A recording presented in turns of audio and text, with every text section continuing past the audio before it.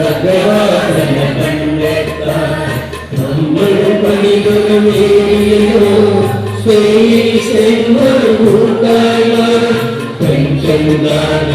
അഭിമാനിക്കാൻ സകവാസന കണ്ടെത്താൻ നമ്മൾ പണികളോ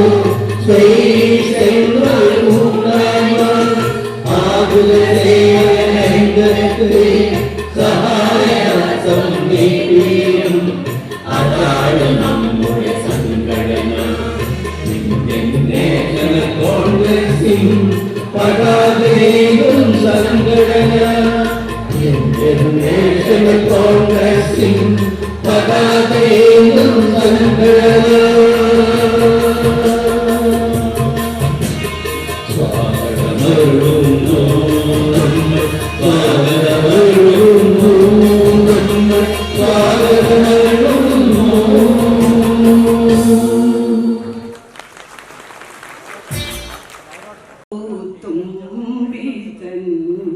ചിറകഴകിലും ദീപമായി നിറശോഭയായി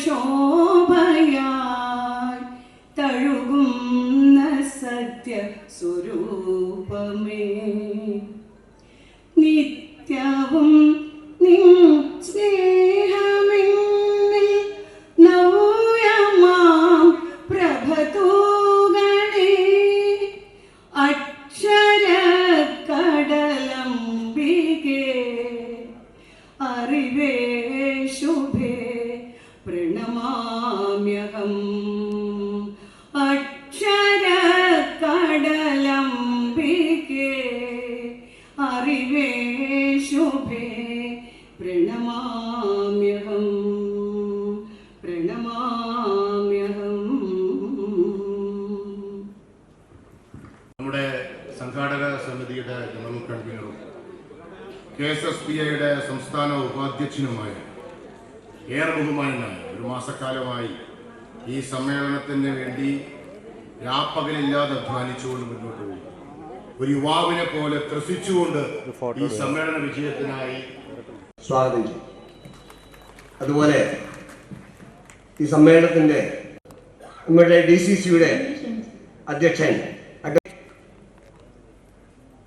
യാതൊരു നിർണയത്താണ് ഏറ്റെടുത്താൽ അത് വിജയിപ്പിക്കേണ്ടത് നമ്മുടെ ഓരോരുത്തരുടെ ഉത്തരവാദിത്വമാണ്. അതിനുവേണ്ടി കഠിനാധ്വാനം ചെയ്യുന്ന ആളുകൾ ഇന്ന് പറയുന്നുണ്ട്. ഞാൻ കൂടുതലും നീട്ടുന്നില്ല. എല്ലാം ഓരോരാൾക്കും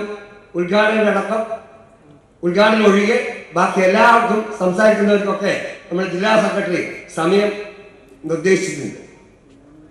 അതുകൊണ്ട് ഞാൻ അതിലേക്കൊന്നും കടക്കുന്നില്ല. കൂട്ടത്തിൽ നമ്മുടെ ഈ വേദിയിലുള്ളത് നമ്മുടെ സംസ്ഥാന പ്രസിഡന്റ് ശ്രീ KR കുറുപ്പ് അവർക്കാണ്. നമുക്ക് പ്രത്യേകിച്ച് പരിചയപ്പെടുത്തേണ്ട കാര്യമില്ല. അദ്ദേഹത്തെ ഈ സമ്മേളന വേദിയിലേക്ക് സ്വാഗതിച്ചു. അതുപോലെ നമ്മുടെ സംസ്ഥാന ട്രഷറർ ശ്രീ രാജഗുരുക്കളിയുടെ എത്തിച്ചേർത്തിട്ടുണ്ട്. അദ്ദേഹത്തെയും സ്വാഗതം ചെയ്തു. സംസ്ഥാന വൈസ് പ്രസിഡന്റ് ശ്രീ മൻസൂദൻ ഇവിടെയുണ്ട്. പ്രവർത്തനം വന്നതിന് ശേഷമാണ് പൊതുജനം നൽകാറുള്ളത്. പെൻഷൻ സ്വന്തം ആവശ്യങ്ങൾക്ക് വേണ്ടി മാത്രമല്ല, സംഘടന സമരം ചെയ്യുന്നതിന് കൂട്ടത്തിൽ ജീവകാരുണ്യ പ്രവർത്തനങ്ങളിലും ഇടപെടുന്ന ഒരു പ്രസ്ഥാനമാണ് KSSP. കണ്ണൂർ ജില്ലയിൽ തന്നെ ആവശ്യമായി വഹിക്കുന്ന പെൻഷൻകാർക്ക് വെൽഫെയർ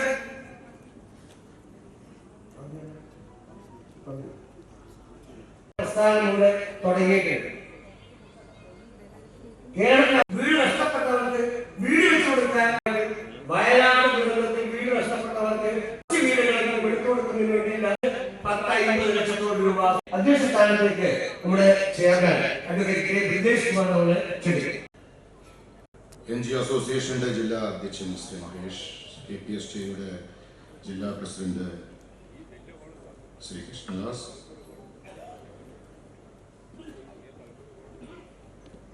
KSSPയുടെ ജില്ലാ അധ്യക്ഷൻ സൗമ്യനും ധീരനുമായ നമ്മുടെ പ്രിയങ്കരനായ ശ്രീ KV മോഹൻ അവർകളെ, ജില്ലാ ഭാരവാഹികൾ, നിയോജക മണ്ഡലം പ്രസിഡന്റ് ഉൾപ്പെടെ ഭാരവാഹികളെ, വ്യത്യസ്ത നിയോജക മണ്ഡലങ്ങളിൽ നിന്ന് ജില്ലയിലെ നാനാഭാഗത്തു നിന്നും അതിരാവിലെ തന്നെ എത്തി ഈ ചുട്ടുകൊള്ളുന്ന വെയിലിലും വളരെ നിങ്ങളുടെ ആവേശം അലതല്ലുമാർ പ്രകടനത്തിൽ പങ്കെടുത്തുകൊണ്ട് മുന്നോട്ട് വന്ന ആയിരക്കണക്കിനായ KSSPA കർമ്മഭടന്മാരെ, സഹോദരി സഹോദരന്മാർ, ഒരു അഭിമാനത്തോടു കൂടിയാണ് കല്യാശ്ശേരി ഈ മാടായിയുടെ മണ്ണിൽ KSSPA ജില്ലാ സമ്മേളനത്തിന് വേദിയായി.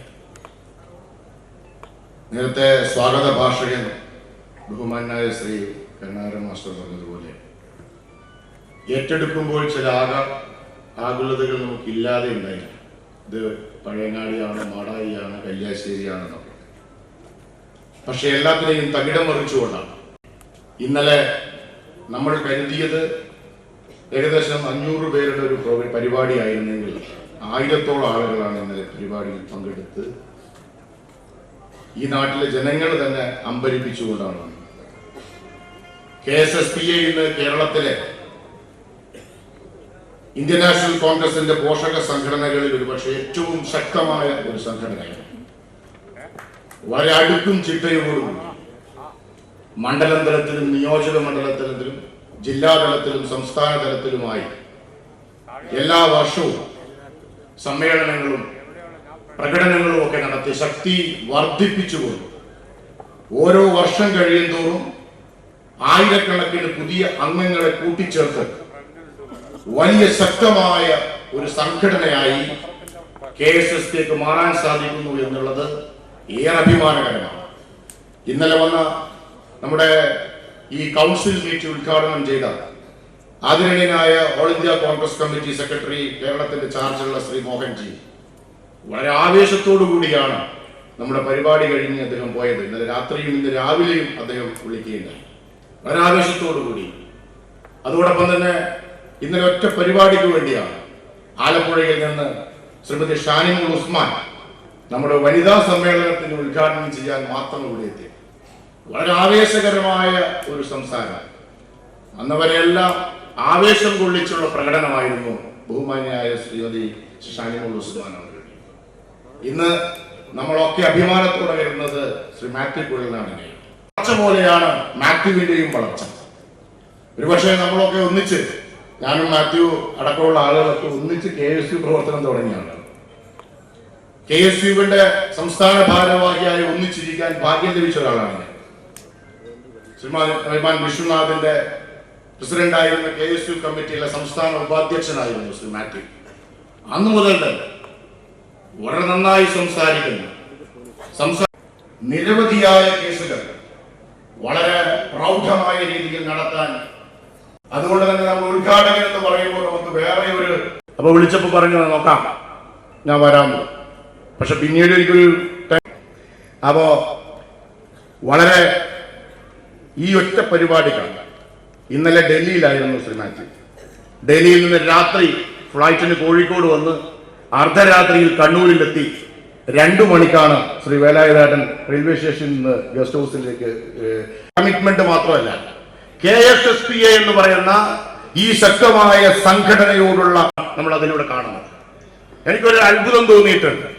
ഇവിടെ KSUക്കാരന്, യൂത്ത് കോൺഗ്രസ്സുകാരന്, KSSPA 60ഉം 70ഉം കഴിഞ്ഞ് വയസ്സുള്ളവർ മരത്തിലും പോസ്റ്റിലും കയറി കൊടിയും തോരണവും കിട്ടുമ്പോൾ നമ്മളൊക്കെ നാണിച്ചു പോയിട്ട്. ഉത്തമമായ കർമ്മമാണ് കേരള സ്റ്റേറ്റ് സർവീസ് പെൻഷനേഴ്സ് അസോസിയേഷനെ ഈ രൂപത്തിൽ ഈ മഹാ സമ്മേളനത്തിൽ ഇവിടെ ഇരിക്കുന്ന, ഞാൻ മാറ്റോടെ നാട്ടിൽ പറഞ്ഞത്, ഇവിടെ ഇരിക്കുന്ന അത്രയും പേർ താഴെയുണ്ട്, ഇതിനേക്കാളുണ്ട് താഴെ ഇരിക്കുന്നു. അപ്പോ താഴെ 2 LED വാളുകളിലായി അവർ പരിപാടി കണ്ടുകൊണ്ടിരിക്കുന്നു, ബാക്കിയുള്ളവർ പുറത്തിരിക്കുന്നു. അപ്പോ ഇത്രയും വലിയൊരു പ്രകടനം സാധിച്ചു എന്നുള്ളത് വലിയ അഭിമാനമായി ഞാൻ കരുതുകയാണ്. ഇതിന്റെ ഒരു ചെയർമാൻ എന്ന രീതിയിൽ അഭിമാനം കൊള്ളുന്ന നിമിഷമാണ്.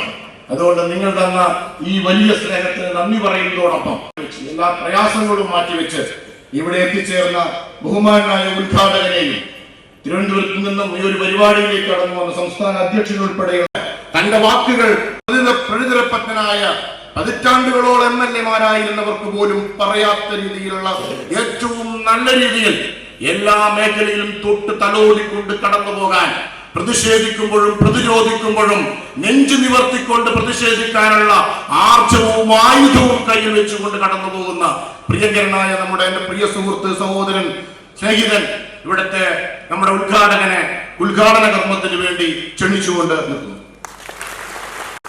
ജില്ലാ പ്രസിഡന്റ്, സെക്രട്ടറി, ജില്ലാ പ്രസിഡന്റ്.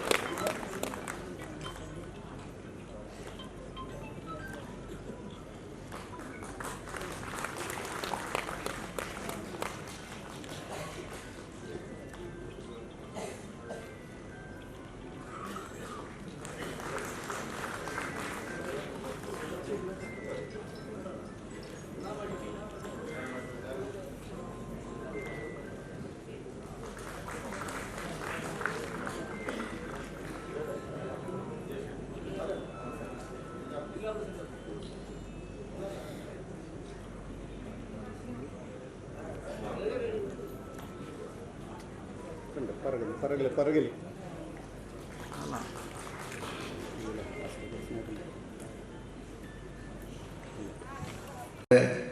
ഈ ഒരു സമ്മേളനത്തിന് വേണ്ടി വിളിച്ചപ്പോൾ ഞാൻ വരാമെന്ന് ഏറ്റത് ഈ സംഘടനയോടുള്ള റെസ്പെക്റ്റ് കൊണ്ടാണ്, to be honest with you. കാരണം ഞാൻ കഴിഞ്ഞ ഏതാനും നാളുകളായി എന്തോ കാരണം കൊണ്ട് KSSPയുടെ നിരവധി പരിപാടികളിൽ പങ്കെടുക്കാൻ ഞാൻ ഇടയായിട്ടുണ്ട്.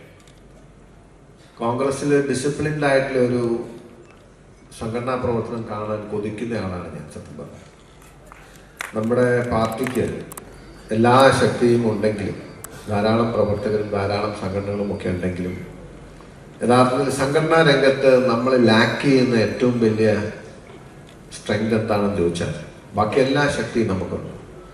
V lakh discipline. ആ ഡിസിപ്ലിൻ ഇല്ലാത്തത് നമ്മുടെ ഒരു സൗന്ദര്യമാണെന്ന് നമ്മൾ പറയുമെന്നുണ്ടെങ്കിലും നമുക്ക് ഡിസിപ്ലിൻ കൂടി ഉണ്ടെങ്കിൽ എന്തുമാത്രം വലുതായിരിക്കും കോൺഗ്രസിൻ്റെ ശക്തി എന്ന് ഒരുപക്ഷെ നമുക്ക് സാന്ദർഭികമായി ഓർക്കാൻ അവസരം തരുന്നതാണ് KSSPയുടെ പരിപാടി. ഞാനിന്ന് ജില്ലാ പ്രസിഡന്റിനോടൊപ്പം ഇങ്ങോട്ട് വന്നപ്പോൾ ഞാൻ പറയുമായിരുന്നു, നമ്മളിനി നേതാക്കന്മാരാരും അതിൻ്റെ അകത്ത് കൈയിട്ടത് അലമ്പാക്കാതിരുന്നാൽ മതി. അത്യാവശ്യം നല്ല രീതിയിൽ പോകുന്ന ഒരു സംഘടനയാണ്. ഞാനിത് പറയാൻ കാരണം പലപ്പോഴും നമുക്ക് നമ്മുടെ ശക്തിക്കനുസരിച്ച് രാഷ്ട്രീയപരമായി കഴിയാതെ വരുന്നത് ഈ ഇൻഡിസിപ്ലിൻ ഒന്നുകൊണ്ട് മാത്രമാണ്. അതിനൊരു മാറ്റം വന്നാൽ ആർക്കും തടുക്കാൻ കഴിയാത്ത ഒരു ശക്തിയായി ഇന്ത്യൻ നാഷണൽ കോൺഗ്രസിന് കേരളത്തിൽ മടങ്ങി വരാൻ കഴിയും. അതിന് പറ്റുന്ന ശേഷിയുള്ള നേതാക്കന്മാരും അതിന് പറ്റുന്ന പ്രവർത്തകരും എല്ലാ തരത്തിലും എല്ലാ മേഖലയിലും കോൺഗ്രസിനുണ്ട്. മറ്റൊരു രാഷ്ട്രീയ പ്രസ്ഥാനത്തിനും ഇല്ലാത്തത്ര ജനപിന്തുണ നമ്മുടെ പ്രസ്ഥാനത്തിനും പ്രത്യയശാസ്ത്രത്തിനും. വി ഷുഡ് നോ അതെങ്ങനെ ഓർഗനൈസേഷനിൽ ട്രാൻസ്ലേറ്റ് ചെയ്യണമെന്ന് നമ്മൾ കുറച്ചുകൂടി അവധാനതയോടുകൂടി ആലോചിക്കുകയും പ്രവർത്തിക്കുകയും ചെയ്യണമെന്നാണ് ആമുഖമായി എനിക്ക് സൂചിപ്പിക്കാനുള്ളത്.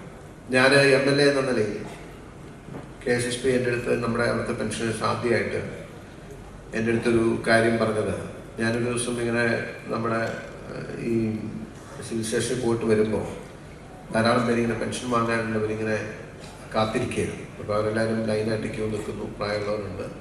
അപ്പോൾ നമ്മുടെ KSSPയുടെ സെക്രട്ടറി വന്നു പറഞ്ഞു, സാറേ ഞങ്ങളിവിടെ ഒരു പെൻഷൻ ജാരി ചെയ്യുന്നത്. അപ്പോൾ ഞാൻ പറഞ്ഞു വന്നത്, നമുക്ക് ആ നിങ്ങളുടെ സംഘടനാ പ്രവർത്തനത്തോട് പാർട്ടിക്ക് അല്ലെങ്കിൽ ഞങ്ങൾക്ക് എല്ലാവർക്കും വലിയ റെസ്പെക്റ്റും ബഹുമാനവും ഉണ്ട്. അതാണ് നിർദ്ദേശം ഇവിടെ സൂചിപ്പിച്ചത്. ജില്ലാ കോൺഗ്രസ് കമ്മിറ്റിയുടെ അധ്യക്ഷൻ തന്നെ ഈ പരിപാടിക്ക് വേണ്ടി എന്നെ വിളിച്ചപ്പോൾ തന്നെ അദ്ദേഹം എന്തുമാത്രം ഇതിനെ കരുതുന്നു എന്നെനിക്ക് ബോധ്യമുണ്ട്. ഞാൻ കഴിഞ്ഞ കുറച്ച് നാളുകളായി പാർട്ടിയിലെ എല്ലാ വേദികളിലും കഴിയുന്നത്ര, ഈവൻ KPCCയിലടക്കം ഒരുപക്ഷെ ഉണ്ടായിരുന്നു എനിക്ക് തോന്നുന്നത്, നമ്മൾ ഏറ്റവും നന്നായി ഉപയോഗപ്പെടുത്താൻ കഴിയുന്ന നമ്മുടെ കയ്യിലുള്ളൊരു സംഘടനയാണ് KSSP എന്നും പാർട്ടി നേതൃത്വത്തിന് അതിനെ സംബന്ധിച്ചൊരു പദ്ധതി ഉണ്ടാകണമെന്നും ഞാൻ ആവശ്യപ്പെടുകയുണ്ടായി, പറയുകയുണ്ടായി. എല്ലാവർക്കും അത് ബോധ്യമുണ്ട്. ഇനിയുള്ള കാലം എന്ന് പറയുന്നത് നെക്സ്റ്റ് 1.5 years, അടുത്തൊരു 1.5 വർഷം, 1 വർഷം കഴിയുമ്പോൾ വരുന്ന പഞ്ചായത്ത് തെരഞ്ഞെടുപ്പും അതിനുശേഷം വരുന്ന നിയമസഭാ തെരഞ്ഞെടുപ്പും നമ്മളെ സംബന്ധിച്ച് വളരെ നിർണായകമായൊരു സമയമാണ്. അതിനുവേണ്ടി ഇന്ന് നിങ്ങൾ ആർജിച്ചിട്ടുള്ള ഈ സംഘടനാ ശേഷി രാഷ്ട്രീയപരമായി കൺവെർട്ട് ചെയ്യാൻ വേണ്ടിയിട്ടുള്ള നിങ്ങളുടേതായ ഒരു പദ്ധതി, അത് KSSPയെ തന്നെ ആലോചിച്ച് KSSPയെ തന്നെ ഡിസൈൻ ചെയ്ത് ചെയ്യേണ്ടതുള്ളൂ. അതല്ലാതെ ആരുടെ ഇൻസ്ട്രക്ഷൻസിന് വേണ്ടി വെയിറ്റ് ചെയ്യേണ്ട കാര്യമില്ല. കാരണം ഇന്നത്തെ സംഘടനാ പ്രവർത്തനവും രാഷ്ട്രീയ പ്രവർത്തനവും ധാരാളമായ മാറ്റങ്ങൾക്ക് വിധേയമായിട്ടുണ്ട്. അതനുസരിച്ച് കോപ്പപ്പ് ചെയ്തുകൊണ്ട് നമ്മുടെ സംഘടനാ പ്രവർത്തനത്തെ വളരെ പ്രധാനപ്പെട്ടതായിരിക്കുമ്പോൾ, ഞാനിപ്പോ കഴിഞ്ഞ ഉപതെരഞ്ഞെടുപ്പിൽ ചേലക്കരയിലെ തെരഞ്ഞെടുപ്പ് ചുമതല ഉണ്ടായിരുന്ന ഒരു വ്യക്തിയാണ്. കാരണം തെരഞ്ഞെടുപ്പ് മേഖലയിലൊക്കെ ഇന്ന് എന്തുമാത്രം മെറ്റിക്കുലസ് ആയിട്ടും എന്തുമാത്രം മൈന്യൂട്ടായിട്ടുമാണ് കാര്യങ്ങൾ നടക്കുന്നത് എന്ന് മനസ്സിലാക്കുമ്പോൾ അതിന് ശേഷിയുള്ള അതിനെ അവധാനതയോടുകൂടി കൈകാര്യം ചെയ്യാൻ പറ്റുന്ന ഒരു സംഘടനാ ശരീരമില്ലാതെ നമുക്ക് തെരഞ്ഞെടുപ്പുകൾ ജയിക്കാൻ കഴിയും. ജനവികാരം അനുകൂലമാണെങ്കിലും തെരഞ്ഞെടുപ്പുകൾ ജയിക്കണമെന്നുണ്ടെങ്കിൽ നമുക്ക് ശക്തമായി പ്രവർത്തിക്കാൻ കഴിയുന്ന ഒരു സംഘടനാ ശരീരം ഉണ്ടാകേണ്ടതുണ്ട്. അതിന്റെ പോരായ്മകൾ നമുക്ക് പരിഹരിക്കാം. അതിൽ KSSPക്ക് വലിയൊരു പങ്ക് വഹിക്കാനുണ്ട് എന്ന് സൂചിപ്പിക്കാൻ മാത്രമാണ് ഞാൻ ഇത്രയും പറഞ്ഞത്. ഈ സമ്മേളനങ്ങളിൽ നിന്ന് നിങ്ങൾ ആർജിക്കുന്ന ഊർജം ആ നിലയിലേക്ക് കൺവെർട്ട് ചെയ്യാൻ കൂടി നിങ്ങൾ ആലോചിക്കണമെന്ന് സാന്ദർഭികമായി സൂചിപ്പിച്ചു എന്ന് മാത്രമേ ഉള്ളൂ. നമ്മൾ കേരളത്തെക്കുറിച്ച് വളരെ അഭിമാനത്തോടും വളരെ പ്രതീക്ഷയോടും വളരെ അഹങ്കാരത്തോടും കൂടി സംസാരിച്ചിരുന്ന, കേരളത്തെ സാമാന്യം മനസ്സിലാക്കിയിട്ടുള്ളവരെല്ലാവരും ഇന്ന് കേരളത്തെക്കുറിച്ച് ആശങ്കയോടെ അല്ലെങ്കിൽ ചെറിയ ഭയപ്പാടോടുകൂടിയാണ് സംസാരിച്ചുകൊണ്ടിരിക്കുന്നത്. ശരിയാണ്, നമുക്ക് കഴിഞ്ഞ കാലങ്ങളിലെല്ലാം കേരളം നമ്പർ 1 എന്ന് പറയാൻ കഴിയുന്നത്. എങ്ങനെയാണ് യഥാർത്ഥത്തിൽ കേരളം നമ്മുടെ രാജ്യത്തെ മറ്റ് സംസ്ഥാനങ്ങളെയൊക്കെ അതിശയിപ്പിക്കുന്ന രീതിയിൽ അല്ലെങ്കിൽ വലിയ മറ്റുള്ളവർക്ക് മനസ്സിലാക്കാൻ കഴിയാത്ത രീതിയിലുള്ള മുന്നേറ്റം വിവിധ മേഖലകളിൽ നമ്മൾ കൈവരിച്ചത് എന്ന് നമ്മൾ പരിശോധിച്ചാൽ അതിന് വളരെ ചരിത്രപരമായ ഒരു പശ്ചാത്തലമുണ്ട്. ഒരുപക്ഷെ കേരളം രൂപീകൃതമായി കേരളം എന്ന നിലയിൽ ടേക്ക് ഓഫ് ചെയ്യുന്നതിന് മുമ്പ് ശരിക്കും പാടം ഉഴുതു മറച്ച പോലുള്ള ഒരു അവസ്ഥയിലാണ് കേരളത്തിന്റെ പൊതു സമൂഹമെന്ന് അല്ലെങ്കിൽ കേരള സമൂഹം നിന്നിരുന്നത്. ഒരുപക്ഷെ കേരളത്തിലുണ്ടായിട്ടുള്ള പുരോഗമന മൂവ്മെന്റ്സ് നമ്മൾ ആദ്യം മുതൽ വൈക്കം സത്യാഗ്രഹം മുതൽ ഇങ്ങ് തുടങ്ങിയാണ്. അതുപോലെ അയ്യങ്കാളിയും ശ്രീനാരായണ ഗുരുവും ഒക്കെ ചേർന്ന് CK കേരളത്തിലും ഒക്കെ ചേർന്ന് കേരളത്തിലുണ്ടാക്കിയ ഒരു സാമൂഹ്യ നവോത്ഥാനത്തിന്റെ അന്തരീക്ഷത്തിലേക്കാണ്, അല്ലെങ്കിൽ സാമൂഹ്യ നവോത്ഥാനത്തിന്റെ തീവ്രമായ ചിന്തകളുടെ അല്ലെങ്കിൽ മെത്തയിലേക്കാണ് കേരളം തുറന്നു വരുന്നത്. അവിടുന്ന് നമ്മുടെ മുന്നേറ്റം എന്ന് പറയുന്നത് സ്വാഭാവികമായിട്ട് നമുക്കറിയാം, വിദ്യാഭ്യാസ മേഖലയിൽ, ആരോഗ്യ മേഖലയിൽ ക്രിസ്ത്യൻ മിഷന്മാർ അടക്കം വന്ന് ഉണ്ടായിരുന്ന കോൺട്രിബ്യൂഷൻ. പിന്നീട് കേരളം മറ്റുള്ളവരെല്ലാവരെയും അതിശയിപ്പിച്ചുകൊണ്ട് എല്ലാ മേഖലയിലും നമ്മൾ മുന്നോട്ട് പോയി. വിദ്യാഭ്യാസപരമായ ധാരാളം നേട്ടങ്ങൾ നമുക്ക് കൈവരിക്കാൻ കഴിഞ്ഞു. ആരോഗ്യ മേഖലയിൽ നേട്ടങ്ങൾ കൈവരിക്കാൻ കഴിഞ്ഞു. UN പോലും, ഒരുപക്ഷെ ഐക്യരാഷ്ട്ര സംഘടന പോലും കേരളത്തിന്റെ വളർച്ചയിൽ, കാരണം ഒരു 3ാം ലോക രാഷ്ട്രത്തിന്റെ ഭാഗമായിരുന്നുകൊണ്ട് ഒന്നാംകിട രാഷ്ട്രങ്ങളോട് കിടപിടിക്കുന്ന രീതിയിലുള്ള ആരോഗ്യ സൂചികയും അതുപോലെ മറ്റ് എഡ്യൂക്കേഷൻ ഇൻഡിക്കേറ്റേഴ്സും ഒക്കെ നമുക്ക് നേടാൻ കഴിഞ്ഞു. നമ്മുടെ പൂർവികരെ കേരളത്തെ പ്രതി ചെയ്ത ഒരു കാര്യങ്ങളാണ്. പക്ഷെ ഇന്ന് വേർ വി സ്റ്റാൻഡ് നൗ എവിടെയാണ് നിൽക്കുന്നത്? അങ്ങനെയാണ് ലോകം കേരളത്തെ സൃഷ്ടിച്ചതും ലോകം കേരളത്തെ അറിയാനും പഠിക്കാനുമായി ഇങ്ങോട്ട് വന്നതും. കേരളത്തെ കൂടുതൽ ആഴത്തിൽ അറിഞ്ഞപ്പോൾ കേരളം ലോകത്തെ ഏറ്റവും അനുഗ്രഹീതമായ പ്രദേശമാണ് എന്ന് കണ്ടെത്തി വിദേശികൾ കേരളത്തെ കുറിച്ച് പറഞ്ഞതാണ്. It's A paradise in the earth. ലോകത്ത് ഇന്ന് ഈ ഭൂമിയിലുള്ള ഒരു സ്വർഗമാണ്. അതുകൊണ്ടാണ് ഒരു ഗോഡ്സ് ഓൺ കൺട്രി, ദൈവത്തിന്റെ സ്വന്തം നാട് എന്ന് കേരളത്തെ വിളിച്ചത്. ശരിയാണ്. നമ്മൾ ലോകത്തിന്റെ വിവിധ ഭാഗങ്ങളിൽ പോയി പരിശോധിച്ചാൽ ഇത്രമേൽ അനുഗ്രഹീതമായിട്ടുള്ള, ഇത്രമേൽ പ്രകൃതിയുടെ അനുഗ്രഹം ലഭിച്ചിട്ടുള്ള ഒരു ഭൂപ്രദേശം നിങ്ങൾക്ക് കാണാൻ കഴിയില്ല. എല്ലാ നിലയിലും നിങ്ങൾ ഓർത്ത് നോക്കണം. ഇപ്പൊ കഴിഞ്ഞ ദിവസം നിങ്ങളൊക്കെ എല്ലാവരും ട്രാവൽ ചെയ്ത് പോയിട്ടുള്ള സ്ഥലമായിരിക്കും ഒരു പക്ഷേ ഗൾഫ് നാടുകൾ എന്ന് പറഞ്ഞു. ഗൾഫ് നാടുകളിൽ പോകുമ്പോൾ അവർക്കുള്ളതാകെ ഒരു വശത്ത് കടലും ഇങ്ങേ വശത്ത് ഡെസേർട്ടുമാണ്, മരുഭൂമിയുമാണ്. ആ മരുഭൂമിയും കടലും ചേരുന്ന ആ പ്രദേശം മാത്രമാണ് അവരുടെ കയ്യിലുണ്ടായിരുന്നത്. അവർക്ക് കുഴിച്ചാൽ ഓയിൽ കിട്ടുമായിരുന്നു എന്നതിനപ്പുറത്തേക്ക് വേറെ യാതൊരു സാധ്യതകളും അവിടെ ഉണ്ടായിരുന്നു. പക്ഷെ ഇന്ന് പലരും ഇന്ന് ഗൾഫിൽ പോകുമ്പോൾ നമ്മൾ അവിടുത്തെ മറ്റു കാര്യം കാഴ്ചക്കായി പോകുന്നത്, അവിടുത്തെ കോർണേഴ്സുകളിലൊക്കെ പോകാന്ന് പറഞ്ഞാൽ കടല് നികത്തി അവിടെ ഈ മരുഭൂമിയായ സ്ഥലത്ത് വെള്ളം കൊണ്ടുവന്ന് പച്ചപ്പ് നനച്ച് പച്ചപ്പുണ്ടാക്കി അതിനെ കണ്ട് ആസ്വദിക്കാൻ നമ്മൾ മലയാളികൾ പോവുകയാണ്. നിങ്ങൾ നോക്കൂ, കേരളത്തില് ഇല്ലാത്തത് എന്താണ്? കേരളത്തിലെ എല്ലാ പ്രകൃതിയുടെ സൗന്ദര്യങ്ങൾ കൊണ്ട് അനുഗ്രഹീതമാണ് കേരളം. ഒരു വശം മുഴുവൻ കടൽ തീരം നമുക്കുണ്ട്. എന്നാൽ മറുവശത്ത് സഹ്യപർവ്വതവും അതുപോലെ തന്നെ അനുമതി അടക്കമുള്ള മലകളും മലനിരകളും നമുക്കുണ്ട്. നമുക്ക് പ്ലെയിനായിട്ടുള്ള പ്രദേശമുണ്ട്. ബാക്ക് വാട്ടേഴ്സ്, ലോകത്ത് വളരെ റയറായിട്ടുള്ള സൗന്ദര്യമുള്ള ബാക്ക് വാട്ടേഴ്സ്, കായലും കായലോരങ്ങളും എല്ലാം തടാകങ്ങളും ഒക്കെയായി എല്ലാ നിലയിലും പ്രകൃതിയുടെ എല്ലാ സൗന്ദര്യവും നമുക്ക് ലഭിച്ചു. ഏറ്റവും നല്ല ട്രോപ്പിക്കൽ ക്ലൈമറ്റ് കേരളത്തിലുണ്ടായി. ശരിക്കും പറഞ്ഞാൽ ഇന്ന് കേരളം എവിടെ നിൽക്കേണ്ടതാണ് കേരളം? എന്താണ് നമുക്ക് സംഭവിച്ചത്? നമ്മൾ പരിശോധിച്ചാൽ അറിയാം, കേരളത്തിന്റെ സാധ്യതകൾ, കേരളത്തിന്റെ എല്ലാ നമ്മൾ തകർത്ത് തരിപ്പണമാക്കിയത് എല്ലാ നിലയിലും. ഞാനിത് പറയുമ്പോൾ ഒരുപക്ഷെ നിങ്ങൾ വിചാരിക്കും ഞാനൊരു പാർട്ടിയെ അല്ലെങ്കിൽ നമ്മുടെ ശത്രുക്കളെ കുറ്റം പറയാൻ വേണ്ടി പറയുന്നതാണ്. Absolutely no. ഞാൻ ഈ വിഷയത്തെ അക്കാഡമിക്കായി മനസ്സിലാക്കി നിങ്ങളോട് സംസാരിക്കാൻ ശ്രമിക്കുന്നതാണ്. നിങ്ങൾ സ്വയം ആലോചിച്ച് നോക്കിയാൽ മതി. കേരളത്തിന്റെ എല്ലാ സാധ്യതകളെയും തകർത്തു എന്ന് പറഞ്ഞ് ഇപ്പോൾ നമ്മൾ എത്തി നിൽക്കുന്ന സിറ്റുവേഷൻ എന്താണെന്ന് ചോദിച്ചാൽ, ഇന്നത്തെ നമ്മുടെ കേരളത്തിലെ ഒരുപക്ഷെ വയോജനങ്ങൾ എന്ന് പറയാൻ ഞാൻ ആഗ്രഹിക്കുന്നില്ല. ഇന്നത്തെ ലീഗലി നമ്മൾ യൂസ് ചെയ്യുന്ന ഒരു വാക്ക് സീനിയർ സിറ്റിസൺസ് എന്നുള്ളതാണ്. സീനിയർ സിറ്റിസൺസിന്റെ ശരാശരി എടുത്താൽ അവരുടെ ഏറ്റവും വലിയ പ്രയാസവും വേദനയും എന്തായിരിക്കും? കേരളത്തിലെ മുഴുവൻ ലാൻഡ്സ്കേപ്പ് നിങ്ങൾ എടുക്കണം. മുഴുവൻ കേരളത്തിന്റെ എൻ്റയർ കേരളം നമ്മൾ പരിശോധിക്കുമ്പോൾ അവർക്ക് ആരോഗ്യപരമായ മറ്റു കാര്യങ്ങൾ അതുപോലത്തെ കാര്യങ്ങളില്ല. യഥാർത്ഥത്തിൽ അവരുടെ ഹൃദയവേദന ടച്ച് ചെയ്ത് നിൽക്കുന്ന മഹാഭൂരിപക്ഷം ആളുകളുടെയും പ്രയാസം എന്ന് പറയുന്നത് അവരുടെ മക്കളുടെ സാന്നിധ്യം അവരോടൊപ്പം ഇല്ലാത്തതാണ്. എനിക്കറിയാം, എൻ്റെ അപ്പച്ചനെ ഞങ്ങൾ 6 മക്കളാണ്. എൻ്റെയൊക്കെ ഒരുപക്ഷെ എൻ്റെ മാതാപിതാക്കളുടെ ഒരു പരിശോധന തന്നെയായിരിക്കും നിങ്ങൾ. കേരളത്തിലെ മാതാപിതാക്കളെ കുറിച്ച് പറയുകയാണെങ്കിൽ ലോകത്തൊരു ഭാഗത്തും ഇങ്ങനെയൊരു സമൂഹം ഉണ്ടോ എന്ന് എനിക്കറിയില്ല. ജീവിതത്തില് മക്കൾക്ക് വേണ്ടി മാത്രം ജീവിച്ച് മരിച്ചവരാണ് നമ്മുടെ കേരളത്തിലെ മാതാപിതാക്കൾ. ഞാൻ കണ്ടു നിൽക്കുന്ന എത്രയോ ജീവിതങ്ങൾ എനിക്ക് നോക്കിക്കാണാൻ കഴിയും. ഒരു മെഴുകുതിരി ഉരുകിത്തീരുന്നത് പോലെ, ഒരു മെഴുകുതിരി ഉരുകുന്നത് പോലെ തൻ്റെ മക്കൾക്ക് വേണ്ടി മാത്രം ഒരു പുരുഷായുസ് മുഴുവൻ ജീവിച്ച എത്രയോ പേർ. അവരുടെ ജീവിതത്തിൽ അവർ ആഡംബരങ്ങൾക്ക് പോയിട്ടില്ല. അവരുടെ ജീവിതത്തിൽ അവർ സുഖസൗകര്യങ്ങൾ തേടി പോയിട്ടില്ല. അവരുടെ ജീവിതം അവർ ആസ്വദിക്കാൻ നിന്നിട്ടില്ല. അവരുടെ ജീവിതത്തിലെ എല്ലാ അധ്വാനവും എല്ലാ വിയർപ്പും അവർ അവരുടെ മക്കൾക്ക് വിദ്യാഭ്യാസം നൽകാൻ വേണ്ടി. അവരുടെ ജീവിതത്തിലെ ഏക സന്തോഷം എന്ന് പറയുന്നത് അവരുടെ മക്കളുടെ വിജയത്തിലൂടെയാണ്. മക്കൾക്ക് വിദ്യാഭ്യാസം നൽകി മക്കളെ പഠിപ്പിച്ച് മക്കൾ ഉയർന്ന നിലയിൽ എത്തുമ്പോൾ ഞാൻ എൻ്റെ വീട്ടിലെ, എൻ്റെ കുടുംബത്തിലെ എൻ്റെ അന്തരീക്ഷം മാത്രമല്ല ഞാൻ പറയുന്നത്. എനിക്കറിയാൻ കഴിഞ്ഞിട്ടുള്ളതും മനസ്സിലാക്കാൻ കഴിഞ്ഞിട്ടുള്ളതുമായ ഞങ്ങളുടെ ബന്ധുമിത്രാദികളോ സ്വന്തക്കാരോ നാട്ടുകാരോ എന്ന് വേണ്ട, നമ്മൾ അടുത്തിടപഴകിയിട്ടുള്ള എല്ലാ കുടുംബങ്ങളിലും സമാനമായ സ്ഥിതിയാണ് ഞാൻ കണ്ടിട്ടുള്ളത്. ജീവിതത്തിൽ സ്വന്തമായി ജീവിക്കാതെ മക്കൾക്ക് വേണ്ടി എല്ലാം മാറ്റിവെച്ചു. അവർ തിരിച്ചാഗ്രഹിക്കുന്നത് എന്താണ്?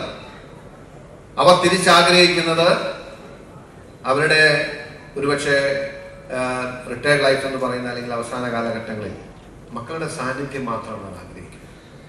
ഞാൻ യഥാർത്ഥത്തിൽ ഇന്ന് നിങ്ങളുടെ മുമ്പിൽ ഒരു MLA രൂപത്തിലൂടെ നിൽക്കുന്നതിനുള്ള കാരണം സത്യത്തിൽ അതാണ്. ഞാൻ എൻ്റെ അദ്ദേഹം പറഞ്ഞ KSU സംസ്ഥാന വൈസ് പ്രസിഡന്റ് ആയിരിക്കുമ്പോൾ ഞാൻ ജവഹർലാൽ നെഹ്റു യൂണിവേഴ്സിറ്റിയിൽ പഠനത്തിനായി പോയി. ഇതിന് നീണ്ട 8 വർഷക്കാലം ഞാൻ അവിടെ MPhilഉം PhDയും പഠിച്ചു കഴിഞ്ഞു. എൻ്റെ ഭാര്യയുടെ പഠനം കഴിഞ്ഞ് ഞങ്ങൾ രണ്ടുപേരും ഡൽഹിയിൽ വെൽ സെറ്റിൽഡായി നന്നായി പ്രാക്ടീസ് മുമ്പോട്ട് പോകുന്ന സമയം ഞാൻ ഏറ്റവും ഇളയ മകനായിരുന്നുകൊണ്ട് ഞങ്ങൾ വീട്ടിലേക്ക് വിളിക്കുമ്പോൾ അപ്പച്ചനാകെ ഒരു കാര്യമേ ചോദിക്കാണ്ടായിരുന്നു, നീ എന്നാ വരുന്നത് എപ്പോഴും ചോദിക്കും. അപ്പോൾ അവസാന കാലത്ത് അപ്പച്ചൻ്റെ കൂടെ നിൽക്കണമെന്ന് എൻ്റെ മനസ്സ് പറഞ്ഞ് ഞങ്ങളങ്ങനെ റിസ്ക് എടുത്താണ് എൻ്റെ വൈഫിനുണ്ടായ ഒപ്പം നിൽക്കണം എന്നുള്ളതായിരുന്നു അപ്പച്ചൻ്റെ അവസാന കാലം. അച്ഛനെ ഏറ്റവും വലിയ ആഗ്രഹം അതായിരുന്നു, വേറെ ഒന്നുമില്ല. ഞാൻ ആ സമയത്ത് ഞങ്ങൾ എറണാകുളത്തിൽ വില്ല ഉണ്ടായിരുന്നു, വീട് മേടിച്ചു, അല്ലെങ്കിൽ കാർ മേടിച്ചു, ബെഞ്ച് മേടിച്ചു, ഇതൊന്നും നത്തിങ്, ഒന്നും അപ്പച്ചന് സന്തോഷമുള്ള കാര്യമായിരുന്നു മക്കളുടെ സാന്നിധ്യമാണ്. പക്ഷെ ഇന്ന് കേരളം, ഞാനിത് പറയാൻ കാരണം ഇന്ന് കേരളത്തിലെ ശരാശരി മാതാപിതാക്കളുടെ ഏറ്റവും വലിയ വേദന എന്ന് പറയുന്നത് പറക്ക വെച്ച കുഞ്ഞുങ്ങളെല്ലാം പറന്നു പോകുന്നത് പോലെ കേരളത്തിലെ ഒരു തലമുറ കേരളത്തെ കൈയൊഴിഞ്ഞു പോവുകയാണ്. It's A fact. ഇതൊരു യാഥാർത്ഥ്യമാണ്. ഞാനൊരു MLA എന്ന നിലയിൽ ഒരുപക്ഷെ എൻ്റെ മുമ്പിൽ ഏറ്റവും കൂടുതൽ ആളുകൾ വന്നിട്ടുള്ളത് അവർക്ക് ഒന്നല്ലെങ്കിൽ എന്തെങ്കിലും സാമ്പത്തിക സഹായത്തിന് വേണ്ടിയിട്ടാണ്, രോഗമാണ്, അല്ലെങ്കിൽ ആശുപത്രിയിൽ പോകണം, അല്ലെങ്കിൽ ജപ്തി നേടുകയാണ്. അത് കഴിഞ്ഞാൽ എൻ്റെ മുമ്പിൽ ഏറ്റവും കൂടുതൽ ആളുകൾ വന്നിട്ടുള്ളത് ഈ എഡ്യൂക്കേഷൻ ലോൺ പാസ്സാക്കുന്നതിന് വേണ്ടിയിട്ടോ മക്കളെ പുറത്തേക്ക് വിടുന്നതിന് വേണ്ടിയിട്ട് ലോൺ പാസ്സാക്കുന്നതിന് വേണ്ടിയിട്ടാണ്. അപ്പോൾ എല്ലാവരും എൻ്റെ മുമ്പിൽ വരുമ്പോൾ ഞാനിങ്ങനെ ആ കുട്ടികളോട് സംസാരിക്കാൻ പരിശ്രമിക്കാറുണ്ട്. നിങ്ങൾ എന്താണ് പോകാൻ ആഗ്രഹിക്കുന്നത്, നിങ്ങൾ ഏത് കോഴ്സിനാണ് പോകുന്നത്, നിങ്ങൾ എങ്ങോട്ടാണ് പോകുന്നത്, ഏത് യൂണിവേഴ്സിറ്റിയാണ്, ഏത് കോളേജാണ്. അപ്പൊ പലപ്പോഴും ഞാൻ മനസ്സിലാക്കിയിട്ടുള്ള ഒരു കാര്യം, അവരൊരുപക്ഷെ പലരും അവര് പോകുന്ന സ്ഥലം UK ആണെന്ന് പറയും, അല്ലെങ്കിൽ നോർത്തഡാം എന്ന് പറയും, അതല്ലെങ്കിൽ യൂണിവേഴ്സിറ്റിയുടെ പേര് പറയും. കോഴ്സിന്റെ ഡീറ്റെയിൽസ് ചോദിച്ചാൽ ഭൂരിപക്ഷം പേരും പറയാറില്ല. കോഴ്സിന്റെ പേര് പറയും, കോഴ്സിന്റെ കണ്ടന്റ് എന്താണ്, കോഴ്സിന്റെ സാധ്യത എന്താണ്, അത് ഏത് മേഖലയിലാണ് അപ്ലൈ ചെയ്യാൻ പറ്റുക. They don't have an idea. പിന്നെ കൂടുതൽ സംസാരിക്കുമ്പോൾ അവരെല്ലാവരുടെയും മാനസികാവസ്ഥ നമുക്ക് മനസ്സിലാവും. ശരാശരി കേരളത്തിലെ ചെറുപ്പക്കാരെന്ന് പറയുന്ന വിദ്യാർത്ഥികൾ എന്ന് പറയുന്നവരുടെ ശരാശരി മാനസികാവസ്ഥ എന്ന് പറയുന്നത് somehow to get out of this place. എങ്ങനെയും ഈ നാട് വിട്ടു പോകണമെന്ന് ആഗ്രഹിക്കുന്നവരാണ് നമ്മുടെ വിദ്യാർത്ഥികൾ, ചെറുപ്പക്കാർ. നിങ്ങൾ ഓർക്കണം, ലോകം ദൈവത്തിന്റെ സ്വന്തം നാട് എന്ന് വിളിച്ച, ലോകത്തൊരു പറുദീസ ഉണ്ടെങ്കിൽ അത് കേരളമാണ് എന്ന് ലോകം പറഞ്ഞ നമ്മുടെ ഈ നാട്ടിൽ നിന്നും ഇത്ര സുന്ദരമായ, ഇത്രയേറെ പൊട്ടൻഷ്യലുള്ള ഈ നാട്ടിൽ നമ്മൾ നിൽക്കാൻ ആഗ്രഹിക്കുന്നില്ല. അവർക്കാർക്കും അവരുടെ കുടുംബത്തോടോ മാതാപിതാക്കളോടോ സ്നേഹമില്ലാഞ്ഞിട്ടല്ല, നിൽക്കാൻ ആഗ്രഹിക്കാഞ്ഞിട്ടല്ല. ഞാൻ പല കുട്ടികളെയും അവരുടെ പുനർചിന്തനത്തിന് പ്രേരിപ്പിക്കാൻ ശ്രമിക്കാറുണ്ട്. നിങ്ങൾ ഇങ്ങനെയൊന്നും ആലോചിച്ച് നോക്കിയിട്ടില്ലേ, ഇവിടെ കേരളത്തിൽ ഇന്ത്യയിൽ ഇന്ന സാധ്യതയില്ല, ഇന്ന രീതിയിലില്ല എന്നൊക്കെ ചോദിക്കും. പലരും ചോദിക്കും. ഞാൻ പല രീതിയിൽ അവർ പോകുന്നതിന്റെ മറ്റ് കുറവുകളോ അല്ലെങ്കിൽ കുഴപ്പങ്ങളോ അല്ലെങ്കിൽ അതിന്റെ ആശങ്കകളോ ഒക്കെ ഞാൻ അവരോട് പങ്കുവെക്കും. പക്ഷെ അതില് അവര് തിരിച്ചു ചോദിക്കുന്ന ഒരു ചോദ്യത്തിന് എനിക്കും മറുപടി പറയാൻ കഴിഞ്ഞിട്ടുണ്ട്. വളരെ സിമ്പിൾ ആയിട്ടുള്ള ചോദ്യമാണ്, സാർ എന്ത് കണ്ടിട്ടാണ് സാർ ഞങ്ങൾ ഇവിടെ നിൽക്കേണ്ടതെന്ന്. ആ ചോദ്യം ഇന്ന് കേരള സമൂഹത്തിന് മുമ്പിൽ പ്രസക്തമാണ്. ഒരു തലമുറ കേരളത്തോട് ചോദിക്കുകയാണ്, എന്ത് കണ്ടിട്ടാണ് സാർ ഞങ്ങൾ ഇവിടെ നിൽക്കേണ്ടത് എന്ന്. ശരിയാണ്, അവരെ തെറ്റു പറയാൻ കഴിയില്ല. നിങ്ങൾ അംഗീകരിക്കുമോ എന്ന് എനിക്കറിയില്ല. ഞാൻ ആർക്കെങ്കിലും എനിവൺ ക്യാൻ ചലഞ്ച്, ഞാൻ പറയുന്നത് തെറ്റാണല്ലെങ്കിൽ ശരിയല്ല എന്ന് തോന്നുന്നു, എനിവൺ ക്യാൻ ചലഞ്ച്. അതൊരു മത്സരത്തിന്റെ ഭാഗമായിട്ടല്ല. Let's be honest with the facts. ഈ സംസ്ഥാനത്ത് PG കഴിഞ്ഞ് MBA ചെയ്ത ചെറുപ്പക്കാരൻ, ഒരുപക്ഷെ MA പോട്ടെ, MSCയും അതുപോലെ സയൻസില് PG കഴിഞ്ഞ് ഒരുപക്ഷെ BTech കഴിഞ്ഞ് MBA ചെയ്ത ചെറുപ്പക്കാരൻ, നിങ്ങൾക്കറിയൂ 6500 രൂപയ്ക്ക് മാസം ജോലി ചെയ്യുന്ന ഞാൻ നിങ്ങളെ കൊണ്ടൊന്ന് കാണിച്ചു തരുന്നു. MCOM അതുപോലെ മറ്റ് കമ്പ്യൂട്ടർ കോഴ്സും പഠിച്ച ചെറുപ്പക്കാരൻ 7500 രൂപയ്ക്ക് ജോലി ചെയ്യുന്ന കാഴ്ച നിങ്ങളെ കാണിച്ചു തരാം. എത്ര പേരെ നിങ്ങൾ കാണിച്ചത്? BTech MTech കഴിഞ്ഞവർ 9000 രൂപ, 7000 രൂപ, 8000 രൂപ. ശരാശരി ചെറുപ്പക്കാരുടെയാണ് ഞാൻ പറയുന്നത്. നിങ്ങൾ സാധാരണ യാത്ര ചെയ്യുമ്പോൾ കാണുന്ന, ജോലിക്ക് പോകാൻ വേണ്ടി നല്ല വസ്ത്രം ധരിച്ച സാരി ഒന്നല്ലെങ്കിൽ തുണിക്കടയിലോ അവിടെ എവിടെയെങ്കിലും ജോലിക്ക് പോകുന്നവരായിരിക്കും. You know, they are working for 6,000 rupees per month. 6000 രൂപയ്ക്ക് മാസം എല്ലാ ദിവസവും കുളിച്ചൊരുങ്ങി യാത്രയായി വൈകുന്നേരം വരെ അധ്വാനിച്ച് മടങ്ങി വരുന്ന ചെറുപ്പക്കാരുടെ നാടാണ് കേരളം. അവർ നമ്മളോട് ചോദിക്കുകയാണ്, സാർ എന്ത് കണ്ടിട്ടാണ് സാർ ഞങ്ങൾ ഇവിടെ നിൽക്കേണ്ടത് എന്ന്. ഞാനും നിങ്ങളും അതിന് മറുപടി പറയാൻ ബാധ്യസ്ഥരാണ്. ഒരു സമൂഹം എന്ന നിലയിൽ I am afraid we are heading to a deep danger. ഒരു സർക്കാരിനെ കുറ്റപ്പെടുത്താൻ വേണ്ടി മാത്രമല്ല. ഇന്ന് ഒരുപക്ഷെ നിങ്ങൾക്ക് നിങ്ങളുടെ പെൻഷൻകാരുടെ DA കുടിശ്ശികയോ മറ്റ് റിവിഷൻസോ ഇല്ലാത്തതിന്റെ വേവലാതി നിങ്ങൾക്ക് ഉണ്ടാകും. പക്ഷെ ഞാൻ ഭയപ്പെടുന്നത് ഈ സർക്കാർ 10 വർഷം ഭരിച്ചു കഴിയുമ്പോൾ കേരളത്തിന്റെ സാമ്പത്തിക നില എവിടെയായിരിക്കുമെന്നും കേരളം നാളെ എന്താണ് ഫേസ് ചെയ്യാൻ പോകുന്നതെന്ന് ഓർക്കുമ്പോൾ എനിക്ക് ഭയമാണ് തോന്നുന്നത്. വെറുതെ രാഷ്ട്രീയ ആരോപണത്തിന് വേണ്ടി പറയുന്നതല്ല. ഇത് കണ്ടു നിന്നുകൊണ്ട് നമ്മളെല്ലാവരും മൗനം പാലിച്ച് നിൽക്കുകയാണ്. ഈ അപകടം കണ്ടിട്ട്. ഇനി മറ്റൊരു കാര്യം അറിയാം, എന്തുകൊണ്ടാണ് നമ്മൾ നമ്മുടെ സാധ്യതകൾ നഷ്ടപ്പെടുത്തിയതാണെന്ന് പറയുന്നത്. ഇന്ത്യ രാജ്യത്തിലെ ഏറ്റവും വലിയ വളർച്ചയുടെ സമയമാണ് ഈ കഴിഞ്ഞ 2-3 ദശാബ്ദം എന്ന് പറയുന്നത്. ഞാൻ അതിന്റെ വിശദാംശങ്ങളിലേക്ക് പോകുന്നില്ല. ഇന്ത്യയിൽ ഏറ്റവും സ്ലോ ആയി വളർന്നിരുന്ന സാമ്പത്തിക മേഖലയ്ക്ക് ഒരു മാറ്റമുണ്ടാക്കാൻ 1991 കോൺഗ്രസിന്റെ പ്രവർത്തക സമിതി ചേർന്ന് പുതിയ സാമ്പത്തിക നയങ്ങൾ നടപ്പിലാക്കാൻ തീരുമാനിച്ച് ആ സാമ്പത്തിക നയങ്ങൾക്ക് കോൺഗ്രസ് പ്രവർത്തക സമിതി അംഗീകാരം നൽകി. അത് നടപ്പിലാക്കാൻ വേണ്ടി ഒരു നേതാവിനെ പുതിയതായി രാജ്യത്തിന് കാണിച്ചു കൊടുത്തു. അതാണ് നമ്മുടെ ഡോക്ടർ മൻമോഹൻ സിംഗ്. നമുക്കാർക്കും പരിചയമില്ലായിരുന്നു. താടി വെച്ച തലപ്പാവ് വെച്ച സൗമ്യനായ ഒരു മനുഷ്യൻ. അദ്ദേഹം വന്നിട്ട് എല്ലാ നിലയിലും ഈ ഇന്ത്യ മാറണമെന്ന ആശയത്തിന്റെ സമയം വന്നിരിക്കുന്നു. ആ ബാക്കിയുണ്ടായ 68 ടൺ സ്വർണം അഭിമാനപ്പെടുന്ന സമയത്താണ് അദ്ദേഹം പറഞ്ഞത്,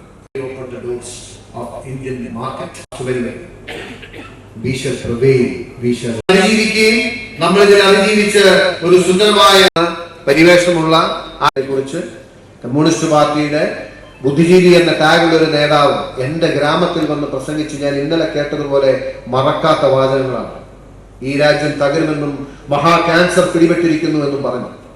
ഈ കേരളത്തിന്റെ മുക്കിലും മൂലയിലും ഈ സാമ്പത്തിക നയങ്ങളെ അവർ വിമർശിച്ചു. ആഗോളവൽക്കരണത്തിന്റെ, ഉദാരവൽക്കരണത്തിന്റെ, സ്വകാര്യവൽക്കരണത്തിന്റെ നയങ്ങൾ ഈ രാജ്യത്തെ തകർത്ത് തരിപ്പണമാക്കുമെന്നും ഈ രാജ്യത്തിന്റെ പരമാധികാരം IMF-നും വേൾഡ് ബാങ്കിനും മുമ്പിൽ അടിയറവെക്കുകയാണെന്നും ഏഷ്യൻ ഡെവലപ്മെന്റ് ബാങ്കിൽ നിന്നും വന്ന ഉദ്യോഗസ്ഥരെ തടയുകയും എന്ത് വലിയ സമരാഭാസമായിരുന്നു രാജ്യത്ത് സംസ്ഥാനത്ത് നടന്നു. ഒരു തലമുറയെ മുഴുവൻ ഈ സാമ്പത്തിക ഈ വാക്കുകൾ പറയുന്നത് പോലും, ആഗോളവൽക്കരണം, ഉദാരവൽക്കരണം, സ്വകാര്യവൽക്കരണം എന്ന് പറയുന്നത് പോലും ഒരു സൂഡോ ചിന്താഗതിയുടെ ഭാഗമാണ് എന്ന് ചിന്തിപ്പിക്കുന്ന രീതിയിലേക്ക് പ്രചണ്ഡമായ പ്രചരണവും സമരവും നടത്തിയില്ലേ. ഒടുവിൽ 30 ആണ്ടുകൾക്ക് ശേഷം ആ മനുഷ്യൻ മരിച്ചിട്ടില്ല. ഇന്ന് ഇന്ത്യ ലോകത്തെ 4ാമത്തെ വൻ സാമ്പത്തിക ശക്തിയാണ്. നിങ്ങൾക്കറിയാം, ലോകത്തെ വൻ ശക്തികളിൽ 4ാമത്തെ ശക്തിയാണ് India. India grown leap and bound. പിന്നീട് വന്ന സർക്കാരുകളുടെ കുടിലുകളിൽ അന്ത്യത്താഴുണ്ടായത് ഈ സാമ്പത്തിക നയങ്ങൾ നടപ്പിലാക്കിയതിന്റെ ഭാഗമായിട്ടാണ്. നിങ്ങൾക്കറിയോ, ആ സാമ്പത്തിക നയങ്ങളുടെ ഏറ്റവും വലിയ ഗുണഭോക്താക്കൾ എന്ന് പറയുന്നത് സൗത്ത് ഇന്ത്യൻ സ്റ്റേറ്റ്സ് ആയിരുന്നു. തെക്കേ ഇന്ത്യൻ സംസ്ഥാനങ്ങളിലാണ് അതിന്റെ ഏറ്റവും കൂടുതൽ ഗുണമുണ്ടായത്. ഏറ്റവും കൂടുതൽ വളർച്ച കൈവരിച്ചതാണ് കർണാടക, പിന്നീട് ആന്ധ്രയും തെലങ്കാനയും, പിന്നീട് തമിഴ്നാട്. സ്വാഭാവികമായിട്ടും അതിന്റെ ഏറ്റവും വലിയ ഗുണഭോക്താവാകേണ്ടിയിരുന്ന സംസ്ഥാനമാണ് കേരളം എന്ന് പറയുന്നത്. കഴിഞ്ഞ നാളുകളിൽ ഇന്ത്യ രാജ്യത്ത് വന്ന സാമ്പത്തിക വളർച്ചയുടെ ഏറ്റവും വലിയ എഞ്ചിൻ എന്ന് പറയുന്നത് IT മേഖലയിൽ നമ്മൾ കൈവരിച്ച നേട്ടമായിരുന്നു. ബിസിനസ് പ്രോസസ് ഔട്ട്സോഴ്സിംഗ് എന്ന് പറയുന്നത്, IT ഔട്ട്സോഴ്സിംഗ് എന്ന് പറയുന്നത് ഒരു ബിസിനസ് ആശയമായി വന്നപ്പോ, അതായത് എന്റെ സഹോദരൻ അമേരിക്കയിൽ ഇരുന്നാണ് ജോലി. അമേരിക്കയിലാണ് അദ്ദേഹം IT എഞ്ചിനീയറാണ്. അദ്ദേഹം 1 മണിക്കൂർ ജോലി ചെയ്യുമ്പോൾ അദ്ദേഹത്തിന് നൽകേണ്ടി വരുന്ന ശമ്പളം എന്ന് പറഞ്ഞ് ഡോളേഴ്സിൽ കൊടുക്കുമ്പോൾ ഏകദേശം ഇവിടുത്തെ 12,000 രൂപ 16,000 രൂപയ്ക്ക് ഇടയ്ക്ക് വരും. ആ ജോലി ഇവിടുത്തെ IT മേഖലയിൽ നമ്മൾ ഇൻഫ്രാസ്ട്രക്ചർ കൈവരിച്ച് മുമ്പോട്ട് വന്നപ്പോ അതേ ജോലി എന്റെ സഹോദരനെ പോലുള്ള ആയിരങ്ങളും 10,000ങ്ങളും ഈ കേരളത്തിലുള്ളപ്പോ ഈ കേരളത്തിൽ ഇരുന്ന് ചെയ്താൽ മണിക്കൂറിന് 1000 രൂപ 1100 രൂപ കൊടുത്താൽ മതി എന്ന് പറയുമ്പോൾ 10% കോസ്റ്റ് കട്ടിംഗ് ആണ്. 10 ഇരട്ടിയാണ് നമ്മൾ സേവിങ്സ്. അങ്ങനെയാണ് ബിസിനസ് പ്രോസസ് ഔട്ട്സോഴ്സിംഗ് ഒരു സാധ്യതയായി വന്നത്. ഇന്ത്യ രാജ്യത്തെ അവർ ഉറ്റുനോക്കുന്ന സമയം, അവരുറ്റുനോക്കിയപ്പോ ഏറ്റവും പ്രതീക്ഷയോടുകൂടി നോക്കിയത് കേരളത്തെയായിരുന്നു. കാരണം എന്താണെന്ന് അറിയാം, എല്ലാ മൾട്ടിനാഷണൽ കമ്പനികളിലും ഏറ്റവും കൂടുതൽ ഉണ്ടായിരുന്നത് IT എഞ്ചിനീയർമാർ കേരളത്തിൽ നിന്നാണ്. ഞാൻ നേരത്തെ പറഞ്ഞില്ലേ, ഇവിടുത്തെ മാതാപിതാക്കളുടെ അധ്വാനം കൊണ്ട് നമ്മളൊരു തലമുറയെ പഠിപ്പിച്ച് വിദ്യാസമ്പന്നരാക്കി, അഭ്യസ്ത വിദ്യരാക്കി ഈ രാജ്യത്തിലും ലോകത്തിലും നൽകാൻ തയ്യാറാക്കി നിർത്തി. എല്ലാ കുടുംബങ്ങളിൽ നിന്നും പ്രയാസപ്പെട്ടാണ്, അതുപോലെ അവരെല്ലാം മുണ്ട് മുറുക്കി കൊടുത്താണ് മക്കളെ പഠിപ്പിച്ചത്. കേരളത്തിന് താലത്തിൽ വെച്ച് നീട്ടിയ അവസരമായിരുന്നു IT ഔട്ട്സോഴ്സിംഗിനെ സംബന്ധിച്ച് വന്നത്. 1-2 രൂപയല്ല, ബില്യൺസ് ഓഫ് ഡോളേഴ്സിന്റെ ബിസിനസ് ആണ്. ദശലക്ഷക്കണക്കിന് ഡോളറിന്റെ ബിസിനസ് ഇന്ത്യയിലേക്ക് ഒഴുകാൻ വന്നപ്പോ കേരളത്തെ പ്രതീക്ഷയോടുകൂടി നോക്കി. കാരണം എന്താ, ഈ രാജ്യത്ത് ആദ്യത്തെ ടെക്നോ പാർക്ക് ഉണ്ടായിരുന്ന സംസ്ഥാനമാണ് കേരളം എന്ന് പറയുന്നത്. ആദ്യത്തെ ടെക്നോ പാർക്ക് വന്ന കാരണം IT മേഖലയിൽ ഏറ്റവും കൂടുതൽ മുന്നേറ്റം നമുക്ക് ഉണ്ടാക്കാൻ കഴിഞ്ഞു. ഈ മില്യൺസ് ഓഫ് ഡോളേഴ്സിന്റെ ബിസിനസ് കേരളത്തിലേക്ക് കുത്തൊഴുക്ക് പോലെ വരുമായിരുന്നു. ആ സമയത്താണ് നമ്മുടെ സർക്കാർ സ്മാർട്ട് സിറ്റി തുടങ്ങാൻ വേണ്ടി ആഗ്രഹിച്ചത്. ആ സ്മാർട്ട് സിറ്റിക്ക് വേണ്ടിയുള്ള പരിശ്രമം തുടങ്ങിയപ്പോ ഈ പാർട്ടിയിൽ നിന്നും ആദ്യത്തെ പ്രഖ്യാപനം വന്നു, ഇട്ട കല്ലിന് മുകളിൽ മറ്റൊരു കല്ലിടാൻ ഞങ്ങൾ അനുവദിക്കില്ല. ഇത് റിയൽ എസ്റ്റേറ്റ് വ്യവസായമാണ്, കേരളത്തിൽ ഞങ്ങൾ ഇത് അംഗീകരിക്കാൻ പോകുന്നില്ല എന്ന് പറഞ്ഞു. 1-2 വർഷമല്ല, ഏതാണ്ട് 1.5 ദശാബ്ദക്കാലം ആ ഇനീഷ്യേറ്റീവിനെ തടഞ്ഞു നിർത്തിയത് ഒരു പ്രത്യയശാസ്ത്രമാണ്, ഒരു പാർട്ടിയാണ്.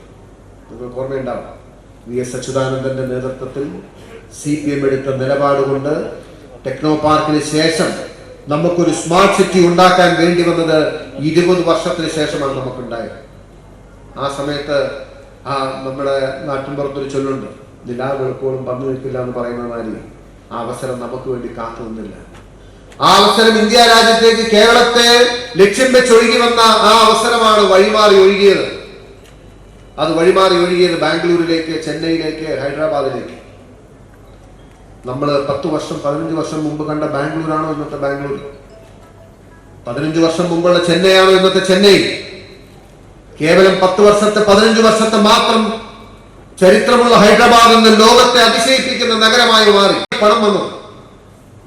എങ്ങനെയാണ് അവർക്ക് പണം സമ്പാദിക്കാനും വേണ്ടി മാറ്റങ്ങൾ ഉണ്ടാക്കാനും കഴിഞ്ഞത്? നമ്മൾ പോയി കണ്ടാൽ നമ്മൾ അതിശയിപ്പിക്കുന്ന അമ്പരചുംബികളായ കെട്ടിടങ്ങളും 4 വരി പാതകളും 6 വരി പാതകളും ഒക്കെ അവിടെ ഉണ്ടായത് എങ്ങനെയാണ്? ആ പണം വന്നത് ഞാൻ നേരത്തെ പറഞ്ഞ ആ ബിസിനസ് പ്രോസസ് ഔട്ട്സോഴ്സിംഗ് വന്ന പണമാണ്. എന്തിന്? IT മേഖലയിൽ മാത്രമാണ്. എൻ്റെ ജൂനിയറായി പഠിച്ചിരുന്ന ട്രിവാൻഡ്രം ലോ കോളേജിലെ LLB പഠിച്ച സുജിത്ത് എന്ന് പറയുന്ന ചെറുപ്പക്കാരൻ 2 ലക്ഷം രൂപ ശമ്പളം വാങ്ങി ഹൈദരാബാദിൽ ജോലി ചെയ്യാൻ. ലീഗൽ പ്രോസസ് ഔട്ട്സോഴ്സിംഗ് ആണ്. കേരളത്തിന് അവസരം നിഷേധിച്ചു. കേരളത്തിന് അവസരം നിഷേധിച്ചത് ഒരു പാർട്ടിയും ഒരു പ്രത്യയശാസ്ത്രവുമാണ്. നിങ്ങളറിയാം, ഈ പുതിയ സാമ്പത്തിക നയങ്ങൾ നടപ്പിലാക്കിയതിൽ ഈ തെക്കേ ഇന്ത്യൻ സംസ്ഥാനങ്ങൾക്കെല്ലാം വലിയ വളർച്ചയുണ്ടായപ്പോൾ അതിന് അപവാദമായി നിന്ന ഒരേ ഒരു സംസ്ഥാനം കേരളമാണ്.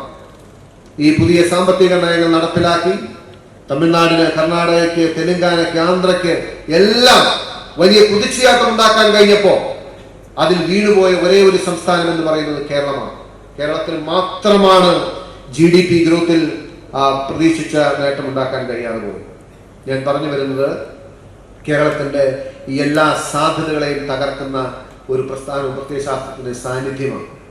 നിങ്ങൾ ഓർക്കണം, ഒരുപക്ഷെ ഇന്ത്യ രാജ്യം സ്വതന്ത്രയാകും, അതിനു മുമ്പാണെങ്കിലും നിങ്ങൾ പരിശോധിക്കണം, ഇന്ത്യയിലെ ബൗദ്ധികമായ ഏറ്റവും കൂടുതൽ നിലവാരം പുലർത്തിയിരുന്നതും ബൗദ്ധികമായി മുന്നിൽ നിന്നിരുന്ന സംസ്ഥാനം ഏതെന്ന് നിങ്ങൾക്കറിയും. ഇന്ത്യ രാജ്യത്തെ ശരാശരി പരിശോധിച്ചാൽ എല്ലാ നിലയിലും ബൗദ്ധിക ചിന്തയിൽ ഏറ്റവും മുന്നിൽ നിന്ന പ്രദേശം എന്ന് പറയുന്നത് ബങ്കിം ചന്ദ്ര ചാറ്റർജിയുടെ, സുഭാഷ് ചന്ദ്രബോസിന്റെ, രവീന്ദ്രനാഥ് ടാഗോറിന്റെ നാടായിരുന്ന ബംഗാളായിരുന്നു. ഞാൻ ജവഹർലാൽ നെഹ്റു യൂണിവേഴ്സിറ്റിയിൽ പഠിക്കുമ്പോൾ ഏറ്റവും കൂടുതൽ കുട്ടികൾ വരുന്ന ഒരു സംസ്ഥാനം എന്ന് പറയുന്നത് ബംഗാളാണ്.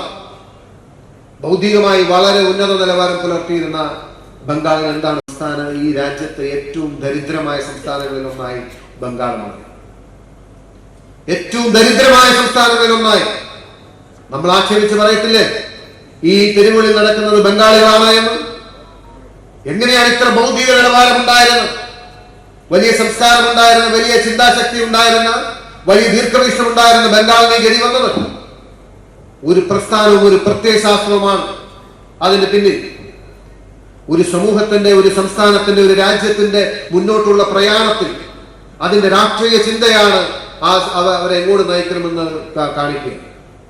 ലോകത്തെ ഏറ്റവും പഴയ സംസ്കാരങ്ങൾ മുഴുവൻ തകർന്നടിഞ്ഞത് ഈ രാഷ്ട്രീയപരമായ ചിന്തയിലുണ്ടായ മാറ്റം കൊണ്ടാണ്. പുതിയ സംസ്കാരങ്ങൾ ഉയർന്നു വന്നത്, പുതിയ രാജ്യങ്ങൾ കെട്ടിപ്പടുക്കപ്പെട്ടത്, ഒരുപക്ഷെ എല്ലാം തകർന്നുപോയ ജപ്പാൻ വീണ്ടും ലോകത്തെ വൻശക്തിയായി കടന്നു വന്നത് നിങ്ങൾ എവിടെയൊക്കെ പരിശോധിച്ചോ അതൊക്കെ രാഷ്ട്രീയ ചിന്തയുടെ കൂടി ഭാഗമാണ്. കേരളത്തിന്റെ എല്ലാ സാധ്യതകളെയും തല്ലിക്കെടുക്കുന്നതും കേരളത്തെ ഏത് രീതിയിലും പിന്നോട്ട് വലിക്കുന്നതും ഇവരുടെ പ്രത്യയശാസ്ത്ര പിടിവാശിയാണ്, സംശയം വേണ്ട. ഞാൻ കഴിഞ്ഞ ദിവസം നിയമസഭയിൽ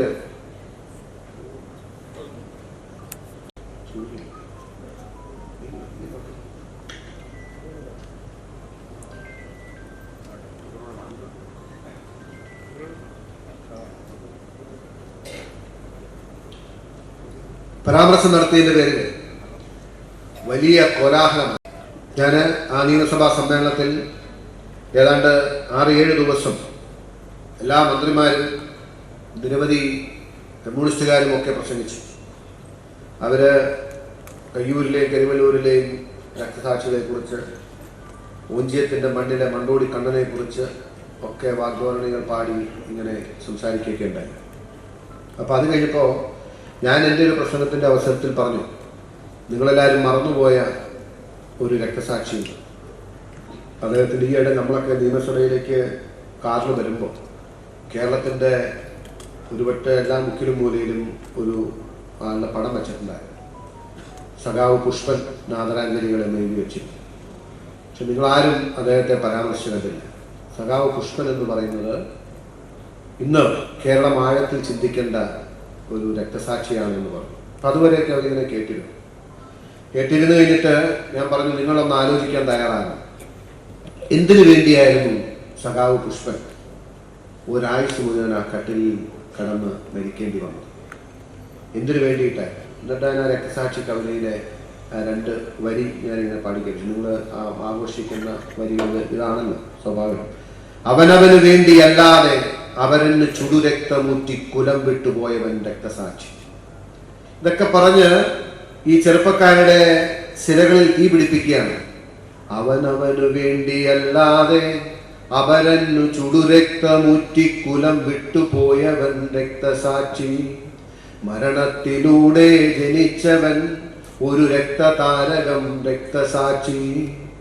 മെഴുകുതിരി നാളമായി വെട്ടം പൊലിപ്പിച്ച് ഇരുവഴിയിൽ ഊർജമായി രക്തസാക്ഷി. കേൾക്കുമ്പോ ഭയങ്കരമാണ്, വരികയാണ്. അതിനുശേഷം ഇതിട്ട് വരികയുണ്ട്. നേരിനു വേണ്ടി നിതാന്തം ഒരു ആദർശ വേരിനു വേണ്ടി വെള്ളവും വളവുമായി ഊറിയോ. വേണ്ടി നിതാന്തം ഒരു ആദർശ വേരിന് വെള്ളവും വളവുമായി ഊറിയോ. ഞാൻ ചോദിച്ചു, സഖാവ് പുഷ്പൻ ഏത് നേരിന് വേണ്ടിയായിരുന്നു? ഇത് പറഞ്ഞതോടുകൂടി സഭയിൽ മന്ത്രിമാരടക്കം ചാഴി എഴുന്നേറ്റ് എന്റെ പ്രസംഗം തടസ്സപ്പെടുത്താൻ ശ്രമിക്കാൻ ഞാൻ നിന്നില്ല. ഞാൻ പറഞ്ഞിട്ടേ പോത്തുള്ളൂ എന്ന് പറഞ്ഞു. ഞാൻ ഇന്നും കമ്മ്യൂണിസ്റ്റ് പാർട്ടിയോട് ചോദിക്കാൻ ആഗ്രഹിക്കുന്ന കാര്യം, ഈ കണ്ണൂരിന്റെ മണ്ണിൽ നിന്നുകൊണ്ട് നിങ്ങൾ പറയണം, ഏത് നേരിന് വേണ്ടിയായിരുന്നു, ഏത് ആദർശത്തിന് വേണ്ടിയായിരുന്നു പുഷ്പൻ എന്ന് പറയുന്ന ഒരു ചെറുപ്പക്കാരൻ ആഴ്ച മുഴുവൻ കട്ടിലിൽ കിടന്ന് ജീവിച്ചു മരിച്ചത്? നിങ്ങൾ പറഞ്ഞു സ്വയാശ്രയ കോളേജുകൾ അനുവദിക്കില്ല എന്ന്. സ്വയാശ്രയ കോളേജുകൾക്കെതിരെ നടന്ന സമരം നിങ്ങൾ വർഗശത്രുവായി പ്രഖ്യാപിച്ച MP രാഘവനെതിരെ പോരാടാനുള്ള അവസരമാക്കി മാറ്റി. എട്ടും പൊട്ടും തിരിയാത്ത ചെറുപ്പക്കാരെ, SFIക്കാരായ കുട്ടികളെ കുട്ടിക്കുരങ്ങളെ കൊണ്ട് ചുടുചോറ് വായിക്കുന്നത് പോലെ രണഭൂമിയിലേക്ക് പറഞ്ഞയച്ച് രക്തം വീഴ്ച് 5 രക്തസാക്ഷികളെ സമ്പാദിച്ച് അത് കേരളത്തിൽ ആഘോഷിച്ച് അധികാരത്തിൽ വന്നൊരു പാർട്ടിയാണ് CPM. 6ാമത്തെ ആളാണ് പുഷ്പൻ കട്ടിലിൽ കിടപ്പായി പോയത്. നിങ്ങൾ ധാരാളം പൊളിറ്റിക്കൽ കറൻസി, രാഷ്ട്രീയപരമായ നേട്ടം ഈ രക്തസാക്ഷികളിൽ ഉണ്ടാക്കി. പിന്നാലെ സ്വയാശ്രയ കോളേജിനെ കുറിച്ചുള്ള നിങ്ങളുടെ നിലപാടുണ്ടായത്.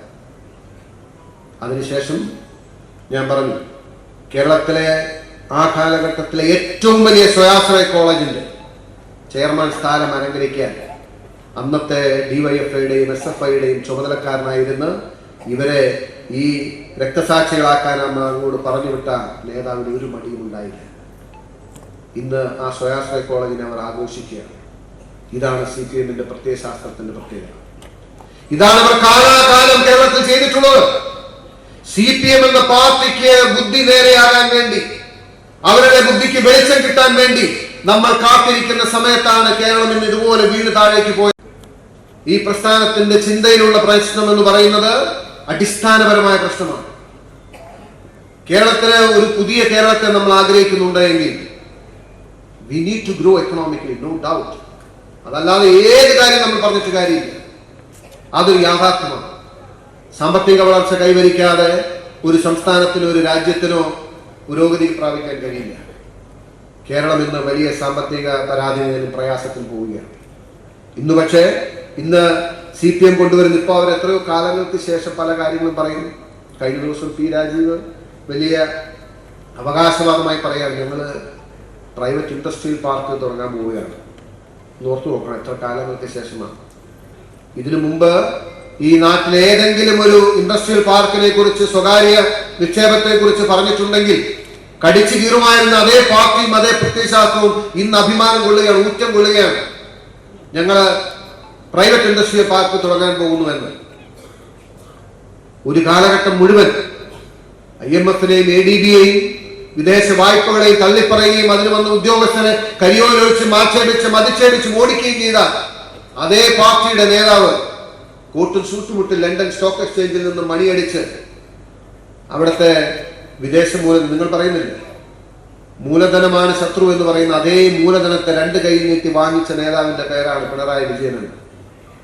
പക്ഷെ ഇവർക്ക് ഈ ബുദ്ധി ഉദിക്കാൻ ഏകദേശം 30 ആണ്ടുകൾ വേണ്ടി വന്നു എന്നാണ് പ്രശ്നം. കേരളത്തിന്റെ എല്ലാ ഒരു പാർട്ടിയാണ് എത്തി നിൽക്കുന്ന അവസ്ഥ എന്ന് പറയുന്നത്. ഏറ്റവും ഒടുവിലായി കണ്ണൂരിൽ നടന്ന സംഭവങ്ങളെ കുറിച്ച് ഞാൻ നിങ്ങളോട് പറയേണ്ടതില്ലല്ലോ. ഈ പാർട്ടിയുടെ ധിക്കാരവും ധാർഷ്ട്യവുമാണ് ഒരു ജീവനെടുത്തത്, നവീൻ ബാബുവിന്റെ ജീവനെടുത്തത്. കമ്മ്യൂണിസ്റ്റ് പാർട്ടിയിൽ ഇന്ന് ആശയ സമരങ്ങളൊന്നുമില്ല, ഒരാശയങ്ങൾ തമ്മിൽ ഏറ്റുമുട്ടലുമില്ല. ഇന്ന് ഏറ്റുമുട്ടാൻ കഴിയാത്ത കമ്മ്യൂണിസ്റ്റ് പാർട്ടിയിൽ ഒരു വിഭാഗമുണ്ട്, നവീൻ ബാബുവിന്റെ കുടുംബത്തെ റെപ്രസെന്റ് ചെയ്യുന്ന സാധാരണ കമ്മ്യൂണിസ്റ്റുകാർ. എന്നാൽ ഇന്ന് ആ പാർട്ടി പിടിയാൽ അമർത്തിയിരിക്കുന്നത്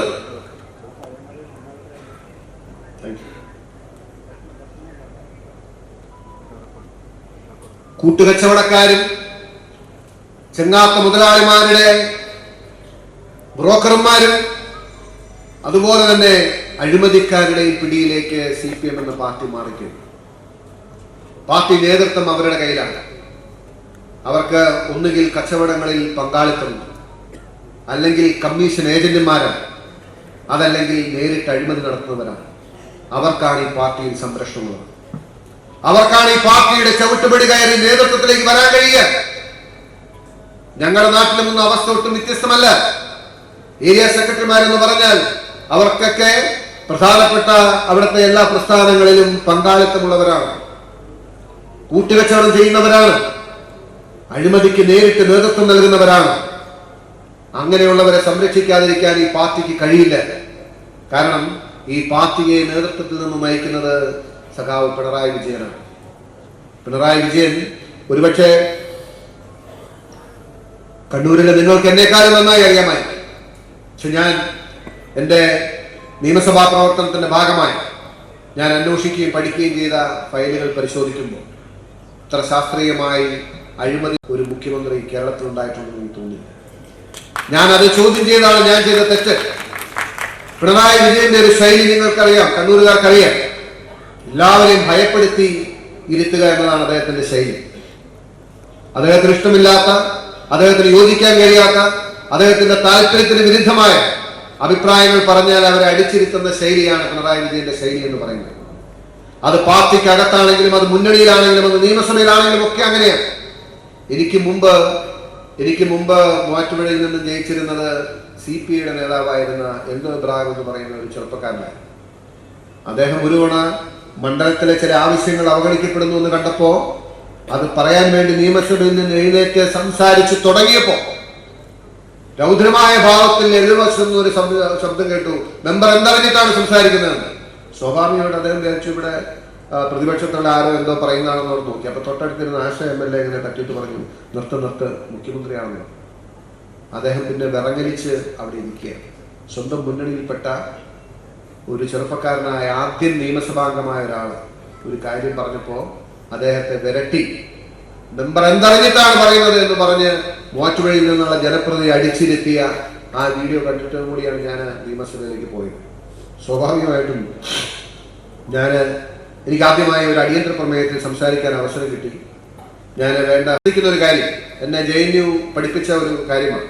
നമ്മൾ പറയുന്ന കാര്യങ്ങൾ ആ പറയുന്നിടത്ത് നിൽക്കാനും പറയുന്നത് പ്രൂവ് ചെയ്യാനുമുള്ള ഒരു റൈറ്റ് നമുക്കുണ്ടാകും. അല്ലെങ്കിൽ അതിനുള്ള ഡെപ്റ്റോ അല്ലെങ്കിൽ അതിനുള്ള മെറ്റീരിയലും സബ്സ്റ്റൻസും നമ്മുടെ കയ്യിലുണ്ടാകും. അപ്പം അതുകൊണ്ട് ഞാൻ എൻ്റെ പ്രസംഗം വളരെ കെയർഫുള്ളായിട്ടാണ് തയ്യാറാക്കി പ്രസംഗിച്ചത്. അതിൽ പറഞ്ഞു വന്ന കൂട്ടത്തില് ഞാൻ പറഞ്ഞു, ഈ സംസ്ഥാന സർക്കാരിന്റെ സമയത്ത് പ്രൈസ് വാട്ടർ ഹൗസ് കൂപ്പേഴ്സ് എന്ന് പറയുന്ന കമ്പനിക്ക് വഴിവിട്ട് നിരവധി ആനുകൂല്യങ്ങൾ ലഭിക്കുകയും അതിന്റെ പിന്നാലെ അങ്ങയുടെ മകൾ വീണ വിജയന്റെ കമ്പനിയുടെ മെന്ററായി പ്രവർത്തിക്കുന്നത് ഈ കമ്പനിയുടെ ഡയറക്ടർ ജെയ്ക് ബാലകുമാറാണ് എന്ന് ഞങ്ങൾക്ക് മനസ്സിലാക്കാൻ ഇടവന്നു എന്ന് പറഞ്ഞു. ഞാൻ പ്രസംഗിച്ചു കഴിഞ്ഞു. അതിനുശേഷം CPM തന്നെ 5-10 പേര് പ്രസംഗിച്ചു, മറ്റു നേതാക്കന്മാർ പ്രസംഗിച്ചു. അവർക്കാർക്കും എൻ്റെ പ്രസംഗത്തിൽ എന്തെങ്കിലും അൺപാർലമെന്ററി ആയിട്ടോ അനുചിതമായിട്ടോ തെറ്റായിട്ടോ തോന്നിയില്ല. ഒടുവിൽ പിണറായി വിജയന്റെ മറുപടിയായി. അദ്ദേഹം സുദീർഘമായ മറുപടി പറഞ്ഞ് അതിന്റെ അവസാന ഭാഗത്തെത്തിയപ്പോഴാണ് അദ്ദേഹം ഒട്ടും പ്രതീക്ഷിക്കാതെ, ആരും പ്രതീക്ഷിക്കാതെ എന്റെ പേരെടുത്ത് പറഞ്ഞുകൊണ്ട് അദ്ദേഹം പറഞ്ഞു, മാത്യു കുഴൽനാട് എന്തും അങ്ങ് തട്ടിക്കായാമെന്നാണ് വിചാരിച്ചത്. അതിനുശേഷം അദ്ദേഹം രൂക്ഷമായ ഭാഷയിലും രൗദ്രഭാവത്തിലും എന്നെ നോക്കിക്കൊണ്ട് അദ്ദേഹം പറയുകയാണ്, അങ്ങനെയെന്ന് പറഞ്ഞാൽ ഞാൻ കിടുങ്ങിപ്പോകുമെന്ന് വിചാരിച്ചു. അപ്പൊ സ്വാഭാവികമായിട്ട് ഞാൻ സ്വാഭാവികം പ്രതീക്ഷിക്കുന്നില്ല ഇങ്ങനെ ഒരു സംഭവം ഉണ്ടാവും. മുഖ്യമന്ത്രി ഞാൻ മുഖ്യമന്ത്രിയോട് ചോദിച്ചു, എനിക്ക് മറുപടി പറയാൻ നിങ്ങൾ അവസരം തരണം. സാധാരണ എങ്ങനെയാണ് പ്രസംഗിക്കുന്ന ആൾ അനുവദിച്ചാലാണ് മറുവശത്തുള്ള ആൾ സംസാരിക്കാൻ പറ്റും. അദ്ദേഹം പറഞ്ഞു, ഇപ്പോഴും എനിക്ക് ഓർമ്മയുണ്ട്, അസംബന്ധങ്ങൾ പറഞ്ഞിട്ട് വീണ്ടും അസംബന്ധങ്ങൾ ആവർത്തിക്കാനാണോ ഞാൻ അനുവദിക്കുന്നില്ല എന്ന് പറഞ്ഞു. എനിക്ക് സംസാരിക്കാൻ അവസരം തന്നില്ല. മുഖ്യമന്ത്രിയുടെ പ്രസംഗം കഴിഞ്ഞ് അദ്ദേഹം ഇരുന്നപ്പോ നമ്മുടെ നേതാക്കന്മാരെ തന്നെ എല്ലാവരും എൻ്റെ അടുത്ത് വന്ന് എന്നെ ഇങ്ങനെ ആശ്വസിപ്പിക്കാറ്. നീ വിഷമിക്കുന്നത് ഞാൻ ഒന്ന് എന്താ ആശ്വസിപ്പിക്കാൻ, ഞാൻ എൻ്റെ റൗണ്ട് വരട്ടെ കാണിച്ചു കൊടുക്കാറുണ്ട്. അല്ലാണ്ട് ഇവരുടെ വിരക്കേട് വീട്ടിൽ പോകാൻ വന്നതല്ല ഞാൻ. പിണറായി വിജയൻ ആര് പറഞ്ഞാലും പറയാനുള്ളത് പറഞ്ഞിട്ടേ പോകൂ. അതുകൊണ്ട് എനിക്ക് ആശ്വാസ വാക്കുകൾ വേണ്ട. എനിക്ക് പാർട്ടി അടുത്ത അവസരം തന്നാൽ ഞാൻ ഇതിന് മറുപടി പറയാമെന്ന് പറഞ്ഞു. അങ്ങനെയാണ് രണ്ടാമത് എനിക്ക് അവസരം വന്നപ്പോൾ ഞാൻ ഒന്നിന് പറയാതെ പിന്നീട് പിറ്റേ ദിവസത്തെ പത്രസമ്മേളനം, പിന്നീട് ഞങ്ങൾ തമ്മിലുള്ള ഏറ്റുമുട്ടൽ 2-3 വട്ടം ഉണ്ടായി. ഞാൻ പിന്നീടാണ് മനസ്സിലാക്കിയത്, ഞാൻ അന്ന് വീണ വിജയനെ കുറിച്ച് പരാമർശിക്കുമ്പോൾ ഒരുപക്ഷെ അവിടെ ഇരിക്കുന്ന ആർക്കും അതിന്റെ ഗൗരവം മനസ്സിലായിട്ടുണ്ടായിരുന്നില്ല. അതിന്റെ ഗൗരവം മനസ്സിലായ ഏതൊരാൾ പിണറായി വിജയനായിരുന്നു. അത് അവിടെ വെച്ച് അവസാനിപ്പിക്കണമെന്ന് ആഗ്രഹിച്ചാണ് ആരും ശ്രദ്ധിക്കാതെ, ആരും ഗൗനിക്കാതെ പോയ എന്റെ പ്രസംഗത്തിന് നേരെ മുഖ്യമന്ത്രി ചോദിച്ചും രൗദ്രഭാവത്തിലും ഇനിമേൽ ഈ നാവ് ഉയരരുത് എന്ന നിലയിൽ സംസാരിച്ചു. പിന്നീട് ഞങ്ങൾ തമ്മിലുള്ള ഏറ്റുമുട്ടിൽ അദ്ദേഹത്തിന്റെ രണ്ടാമത്തെ റൗണ്ട് അദ്ദേഹം പുറത്തെടുക്കുകയാണ്. ഒന്നിനു പിറകെ ഒന്നായി എനിക്ക് നേരെ ആക്ഷേപ ശരങ്ങൾ ഉയർത്തുകയാണ്. അതിനുവേണ്ടി അദ്ദേഹം നിയോഗിച്ചത് 2 ജില്ലാ സെക്രട്ടറിമാരെയാണ്. ഒന്ന് എറണാകുളം ജില്ലാ സെക്രട്ടറി മോഹനെയും 2 ഇടുക്കി ജില്ലാ സെക്രട്ടറി വർഗീസിനെയും ശരങ്ങൾ ഉയർത്തുകയാണ്. ഞാൻ വരവിൽ കവിഞ്ഞ സ്വത്ത് സമ്പാദിച്ചു, എനിക്ക് കള്ളപ്പണ ഇടപാടുണ്ട്, എൻ്റെ ഡൽഹിയിലെ അഭിഭാഷക സ്ഥാപനം വിദേശത്തു നിന്നും പണം വാങ്ങുന്ന, കള്ളപ്പണം വെളുപ്പിക്കുന്ന സ്ഥാപനമാണ്, ധാരാളം സ്വത്തുക്കളും ധാരാളം പണമിടപാടുകളും നടന്നിട്ടുണ്ട്, ഞാൻ അഭിഭാഷകനായി ജോലി ചെയ്യാൻ യോഗ്യനല്ല എന്ന് വേണ്ട പറയാത്തതായ ഒന്നുമില്ല. എൻ്റെ കണക്കുകൾ പരിശോധിക്കണമെന്ന് ഞാൻ യഥാർത്ഥത്തിൽ ഞാനതൊരു അവസരമായി കണ്ട വ്യക്തിയാണ്. സാധാരണ CPM ഒരു രീതിയുണ്ട്. CPM ഇവിടുത്തെ കോടതിയെക്കാളും ഇവിടുത്തെ പോലീസിനേക്കാളും ഇവിടുത്തെ ഏജൻസികളെക്കാളും ഒക്കെ താല്പര്യം അവരുടെ പാർട്ടിയെ തന്നെയാണ്. എന്ത് സംഭവിച്ചാലും പാർട്ടി അന്വേഷണം നടക്കുക എന്നുള്ളതാണ് അവരുടെ ശൈലി. ഞാൻ സാക്ഷാൽ പിണറായി വിജയനോട് പറഞ്ഞു, നിങ്ങൾ ഉന്നയിച്ച ആരോപണങ്ങളെ ഞാൻ മുഖവിലേക്കെടുക്കാം. നിങ്ങളൊരു കാര്യം ചെയ്യുക, നിങ്ങൾ നിങ്ങളുടെ നേതാക്കന്മാരെ കണക്ക് നോക്കാൻ അറിയാവുന്ന ആരെങ്കിലും നിങ്ങൾ പാർട്ടി കമ്മീഷനായി നിയോഗിക്കും. ഞാൻ എൻ്റെ കണക്കുകളെല്ലാം ഞാൻ കൊണ്ടുവരാം. തോമസ് ഐസക്കാണെങ്കിൽ കുറച്ചുകൂടി നന്നായിരിക്കും. അദ്ദേഹം എൻ്റെ കണക്കുകൾ പരിശോധിക്കണം. ഒറ്റ കണ്ടീഷനും പരിശോധിച്ചിട്ട് അദ്ദേഹം പൊതുസമൂഹത്തോട് പറയണം, എന്നെ കണക്കിൽ കഴിയാത്ത പണം ഞാൻ സമ്പാദിച്ചിട്ടുണ്ടോ, എൻ്റെ കണക്കിൽ തെറ്റുണ്ടോ എന്ന് പറയാൻ തയ്യാറാണ്. ആ വെല്ലുവിളി ഏറ്റെടുക്കാൻ അവർ തയ്യാറായില്ല. കാരണം എനിക്ക് നെഞ്ചത്ത് കൈവച്ച് പറയാൻ കഴിയും, എൻ്റെ കയ്യിലുള്ള പണം ഞാൻ കഠിനാധ്വാനം ചെയ്തുണ്ടാക്കിയ പണമാണ്. ഞാൻ വർഷങ്ങളോളം ടാക്സ് കൊടുത്ത പൈസയാണ് എൻ്റെ കയ്യിലുള്ളത്. ആ പണമല്ലാതെ ഒരു പണവും എൻ്റെ കയ്യിലില്ല എന്നുകൊണ്ട് വെറുതെ പിണറായി വിജയൻ ഇങ്ങനെ കാണിക്കുന്ന പോലെ അല്ല. അവരോട് പരിശോധിച്ചോളാൻ പറഞ്ഞ അവർ വന്നില്ല. പിന്നാലെ ഓരോ ഡിപ്പാർട്ട്മെന്റിന്റെ നടപടികളാണ്. പിറ്റേ ദിവസം എൻ്റെ വീട്ടിൽ PWD ഉദ്യോഗസ്ഥർ വന്നു. അതുകൊണ്ട് സാറേ ഇങ്ങനെ റോഡ് കൈയേറ്റം ഉണ്ടെന്നുള്ള ഒരു ആക്ഷേപം വന്നിട്ടുണ്ട്, ഞങ്ങളൊന്ന് പരിശോധിക്കാൻ വന്നു. ഞാൻ നിങ്ങൾ പരിശോധിച്ചു. പിറ്റേ ദിവസം റവന്യൂ വകുപ്പിന്റെ ആളുകൾ വന്നു, ഇവിടെ പാടം നികത്തി എന്ന ആക്ഷേപം വന്നിരിക്കുന്നു. അതിനുശേഷം ജിയോളജി വകുപ്പ് വന്നു, ഇവിടെ മണ്ണെടുത്തിട്ടുണ്ട്, മണ്ണ് അനധികൃതമായി ഇട്ടു എന്ന് പറയുന്നു. ഒന്നിനു പിറകെ ഒന്നായി എല്ലാ ഡിപ്പാർട്ട്മെന്റുകളും എൻ്റെ വീട്ടിലേക്ക് വരികയാണ്. ഒടുവിൽ ഇലക്ട്രിസിറ്റി ഡിപ്പാർട്ട്മെന്റ് വന്നു. അവർ പറഞ്ഞു, തങ്ങൾക്ക് അനുവദിച്ചിട്ടുള്ളതിൽ കൂടുതൽ കറണ്ട് ഉപയോഗിച്ചതായി ഞങ്ങൾക്ക് പരാതി ലഭിച്ചാൽ ഞങ്ങൾക്ക് പരിശോധിക്കുമെന്ന് പറഞ്ഞു. അപ്പൊ എൻ്റെ അമ്മ 4 ദിവസമായപ്പോൾ എൻ്റെ അമ്മ പറഞ്ഞു, ഈ നാട്ടിൽ ആദ്യത്തെ ഇലക്ട്രിസിറ്റി കണക്ഷൻ കിട്ടിയ വീടാണ്. ഇന്നുവരെ ഇവിടെ ഇങ്ങനെ ഒരു ആക്ഷേപം പറഞ്ഞ ആരും ചോദിക്കാൻ വന്നില്ല. എന്താണ് മോൻ MLA ആയതുകൊണ്ട് ഇങ്ങനെ ഒരു ഭാഗ്യം ഉണ്ടായത് എന്ന് അമ്മച്ചി പറയുന്നത്. കാരണം ഇതൊരു ഹറാസ്മെന്റ് ആണ്. പ്രായമുള്ള ആളുകൾ ഇരിക്കുന്ന വീടുകളിൽ വന്ന് ഈ പറഞ്ഞ ആരോപണങ്ങളും ആക്ഷേപങ്ങളും ഒന്നും പിന്നീട് അവർ ആവർത്തിക്കുകയോ അതിന് പിന്നാലെ എന്ത് സംഭവിച്ചു എന്ന് പറയുകയോ ചെയ്തില്ല. ഞാനിത് പറഞ്ഞു വന്നത് അവർക്ക് നേരെ ഉയരുന്ന ശബ്ദങ്ങളെ അടിച്ചമർത്തുന്ന ശൈലിയാണ് CPM-ന്റെ ശൈലി. അതിനവർ ഈ രീതിയിൽ കൈകാര്യം ചെയ്യേണ്ടവർ ഈ രീതിയിൽ കൈകാര്യം ചെയ്യും. ഇനോവ അയക്കേണ്ടവർ ഇനോവ അയക്കും. 56 വെട്ടുവെട്ടി തീർക്കണവർ 56 വെട്ടുവെട്ടി തീർക്കും. ഭയമാണ് ഈ പ്രസ്ഥാനത്തെ നയിക്കുന്നത്. അവർക്ക് ഭയമാണ്. അവരെ യഥാർത്ഥ നിലയിൽ ഈ സമൂഹത്തിന് മുമ്പിൽ നമ്മൾ തുറന്നു കാണിച്ചാൽ ഈ കേരളത്തിന്റെ വരുന്ന തലമുറ അവരെ പുച്ഛിച്ചു തള്ളുന്ന നാളുകൾ അതിവിദൂരമല്ല. അതുകൊണ്ട് ഞാൻ ആഗ്രഹിക്കുന്നത് കേരളത്തിന് ഒരു ഭാവി ഉണ്ടാകണമെന്ന് നമ്മൾ ആഗ്രഹിക്കുന്നുണ്ട് എങ്കിൽ, ഈ നാടിനെ വീണ്ടെടുക്കണമെന്ന് ആഗ്രഹിക്കുന്നുണ്ട് എങ്കിൽ, ഈ നാടിന്റെ എല്ലാ സാധ്യതകളും ഉപയോഗിച്ച് ലോകം അതിശയത്തോടും അത്ഭുതത്തോടും കൂടി കണ്ട നമ്മുടെ നാടിനെ അടുത്ത തലമുറയ്ക്ക് വേണ്ടി വാർത്തെടുക്കണമെന്നുണ്ടെങ്കിൽ ഈ പ്രസ്ഥാനത്തെയും പ്രത്യയശാസ്ത്രത്തെയും തടുത്തു പുറത്താക്കാനുള്ള ദൗത്യം നമ്മൾ ഏറ്റെടുക്കണം. അതിന് KSSPക്ക് വലിയ ഉത്തരവാദിത്വം നിറവേറ്റാനുണ്ട്. അതിനുള്ള വേദിയായി അതിന് ഊർജ്ജം സംഭരിക്കാനുള്ള അവസരമായി ഈ സമ്മേളനം മാറട്ടെ എന്ന് ആശംസിച്ചുകൊണ്ട് സ്വന്തം ദീർഘമായി പോയതുകൊണ്ട് ക്ഷമ ചോദിച്ചുകൊണ്ട് ഞാൻ നിർത്തുന്നു. നന്ദി, നമസ്കാരം. ഇതിന്റെ ഉദ്ഘാടനം നിർവഹിച്ച് അറിയിക്കുന്നു. നിങ്ങൾ അദ്ദേഹത്തിന്റെ പ്രസംഗം കേട്ടത് എന്തായാലും വളരെ നന്നായി. അടുത്തായി നമ്മുടെ ആരാധനായ DCC അധ്യക്ഷൻ മുഖ്യ പ്രഭാഷണം നടത്തും. അതിന് അദ്ദേഹത്തെ ക്ഷണിക്കുക. അതിനു മുമ്പ് നേരത്തെ വിട്ടുപോയതാണ്, ബഹുമാനായ പത്രമാധ്യമ സുഹൃത്തുക്കൾ, എൻ്റെ സഹോദരന്മാർ സഹോദരിയൊക്കെ ഇവിടെ ഇരിക്കുന്നു, അവരെ സ്വാഗതം ചെയ്യാൻ വിട്ടുപോയതാണ്. അതുകൊണ്ട് അതുകൂടി നിങ്ങളെ ക്ഷമിക്കണം. മുഴുവൻ പത്രമാധ്യമ സുഹൃത്തുക്കളെയും ഈ പരിപാടിയിലേക്ക് സ്വാഗതം ചെയ്യുന്നു, അഭിവാദ്യം ചെയ്യുന്നു. നമ്മുടെ ഏറ്റവും ശക്തമായത് നമ്മുടെ മീഡിയ കമ്മിറ്റിയാണ്. ആ മീഡിയ കമ്മിറ്റി ഒന്നുകൂടി ഞങ്ങൾ ഇവിടെ അഭിനന്ദിക്കുകയാണ്. അതുകൊണ്ട് അടുത്തതായി ശ്രീ മാർട്ടിൻ ജോർജ് അവരോട് സംസാരിക്കും. ഇതെല്ലാവരും എങ്ങോട്ട് എന്തൊരു കാര്യമാണ്. അവിടെ ആളുകൾ എഴുന്നേറ്റ് പോയി തുടങ്ങി. DC പ്രസിഡന്റ് അവിടെ പ്രസംഗിക്കാൻ കാത്തു നൽകുന്നു. നമ്മൾ ഓരോ മിനിറ്റിലും നമ്മൾ കേഡർ സ്വഭാവം ഉണ്ട് എന്ന് പറയുകയും ചെയ്യും. ഇങ്ങനെയാണോ? പ്ലീസ് ഒന്ന് അവിടെ ഇരിക്കും. പ്രിയപ്പെട്ട അധ്യക്ഷൻ, ഏറെ പ്രിയങ്കരനായ ജില്ലാ കോൺഗ്രസ് കമ്മിറ്റി ജനറൽ സെക്രട്ടറിയും സംഘാടക സമിതി ചെയർമാൻ കൂടിയായിട്ടുള്ള ശ്രീ ബ്രിജേഷ് കുമാർ, ഏറെ ബഹുമാനായ ഈ നിങ്ങളുടെ നിയോജകമണ്ഡലം ബ്ലോക്ക് തല സമ്മേളനങ്ങളൊക്കെ ഞാൻ നിരവധി സമ്മേളനങ്ങളിൽ പങ്കെടുത്ത ഒരാളാണ്. താഴെത്തട്ടിൽ സമ്മേളനങ്ങൾ നടത്തി അതൊരു സിസ്റ്റമായി വർക്ക് ചെയ്തുകൊണ്ടാണ് ഇപ്പോൾ നിങ്ങൾ ജില്ലാ സമ്മേളനവും തുടർന്ന് സംസ്ഥാന സമ്മേളനവും ഒക്കെ ഇവിടെ നടക്കുന്നത്. ആ സമയത്ത് ഇവിടെ നിങ്ങളുടെ ജില്ലാ സെക്രട്ടറി ഇപ്പോൾ എണീറ്റ് പോകുമ്പോൾ പറഞ്ഞു, ഞാൻ ചോദിക്കുന്നത് ഇത്രയും ആളല്ല എണീറ്റ് പോയിട്ടുള്ളൂ, ബാക്കി ഇവിടെ ഇത്രയും പേര് ഇവിടെ ഇരിക്കുകയാണ്.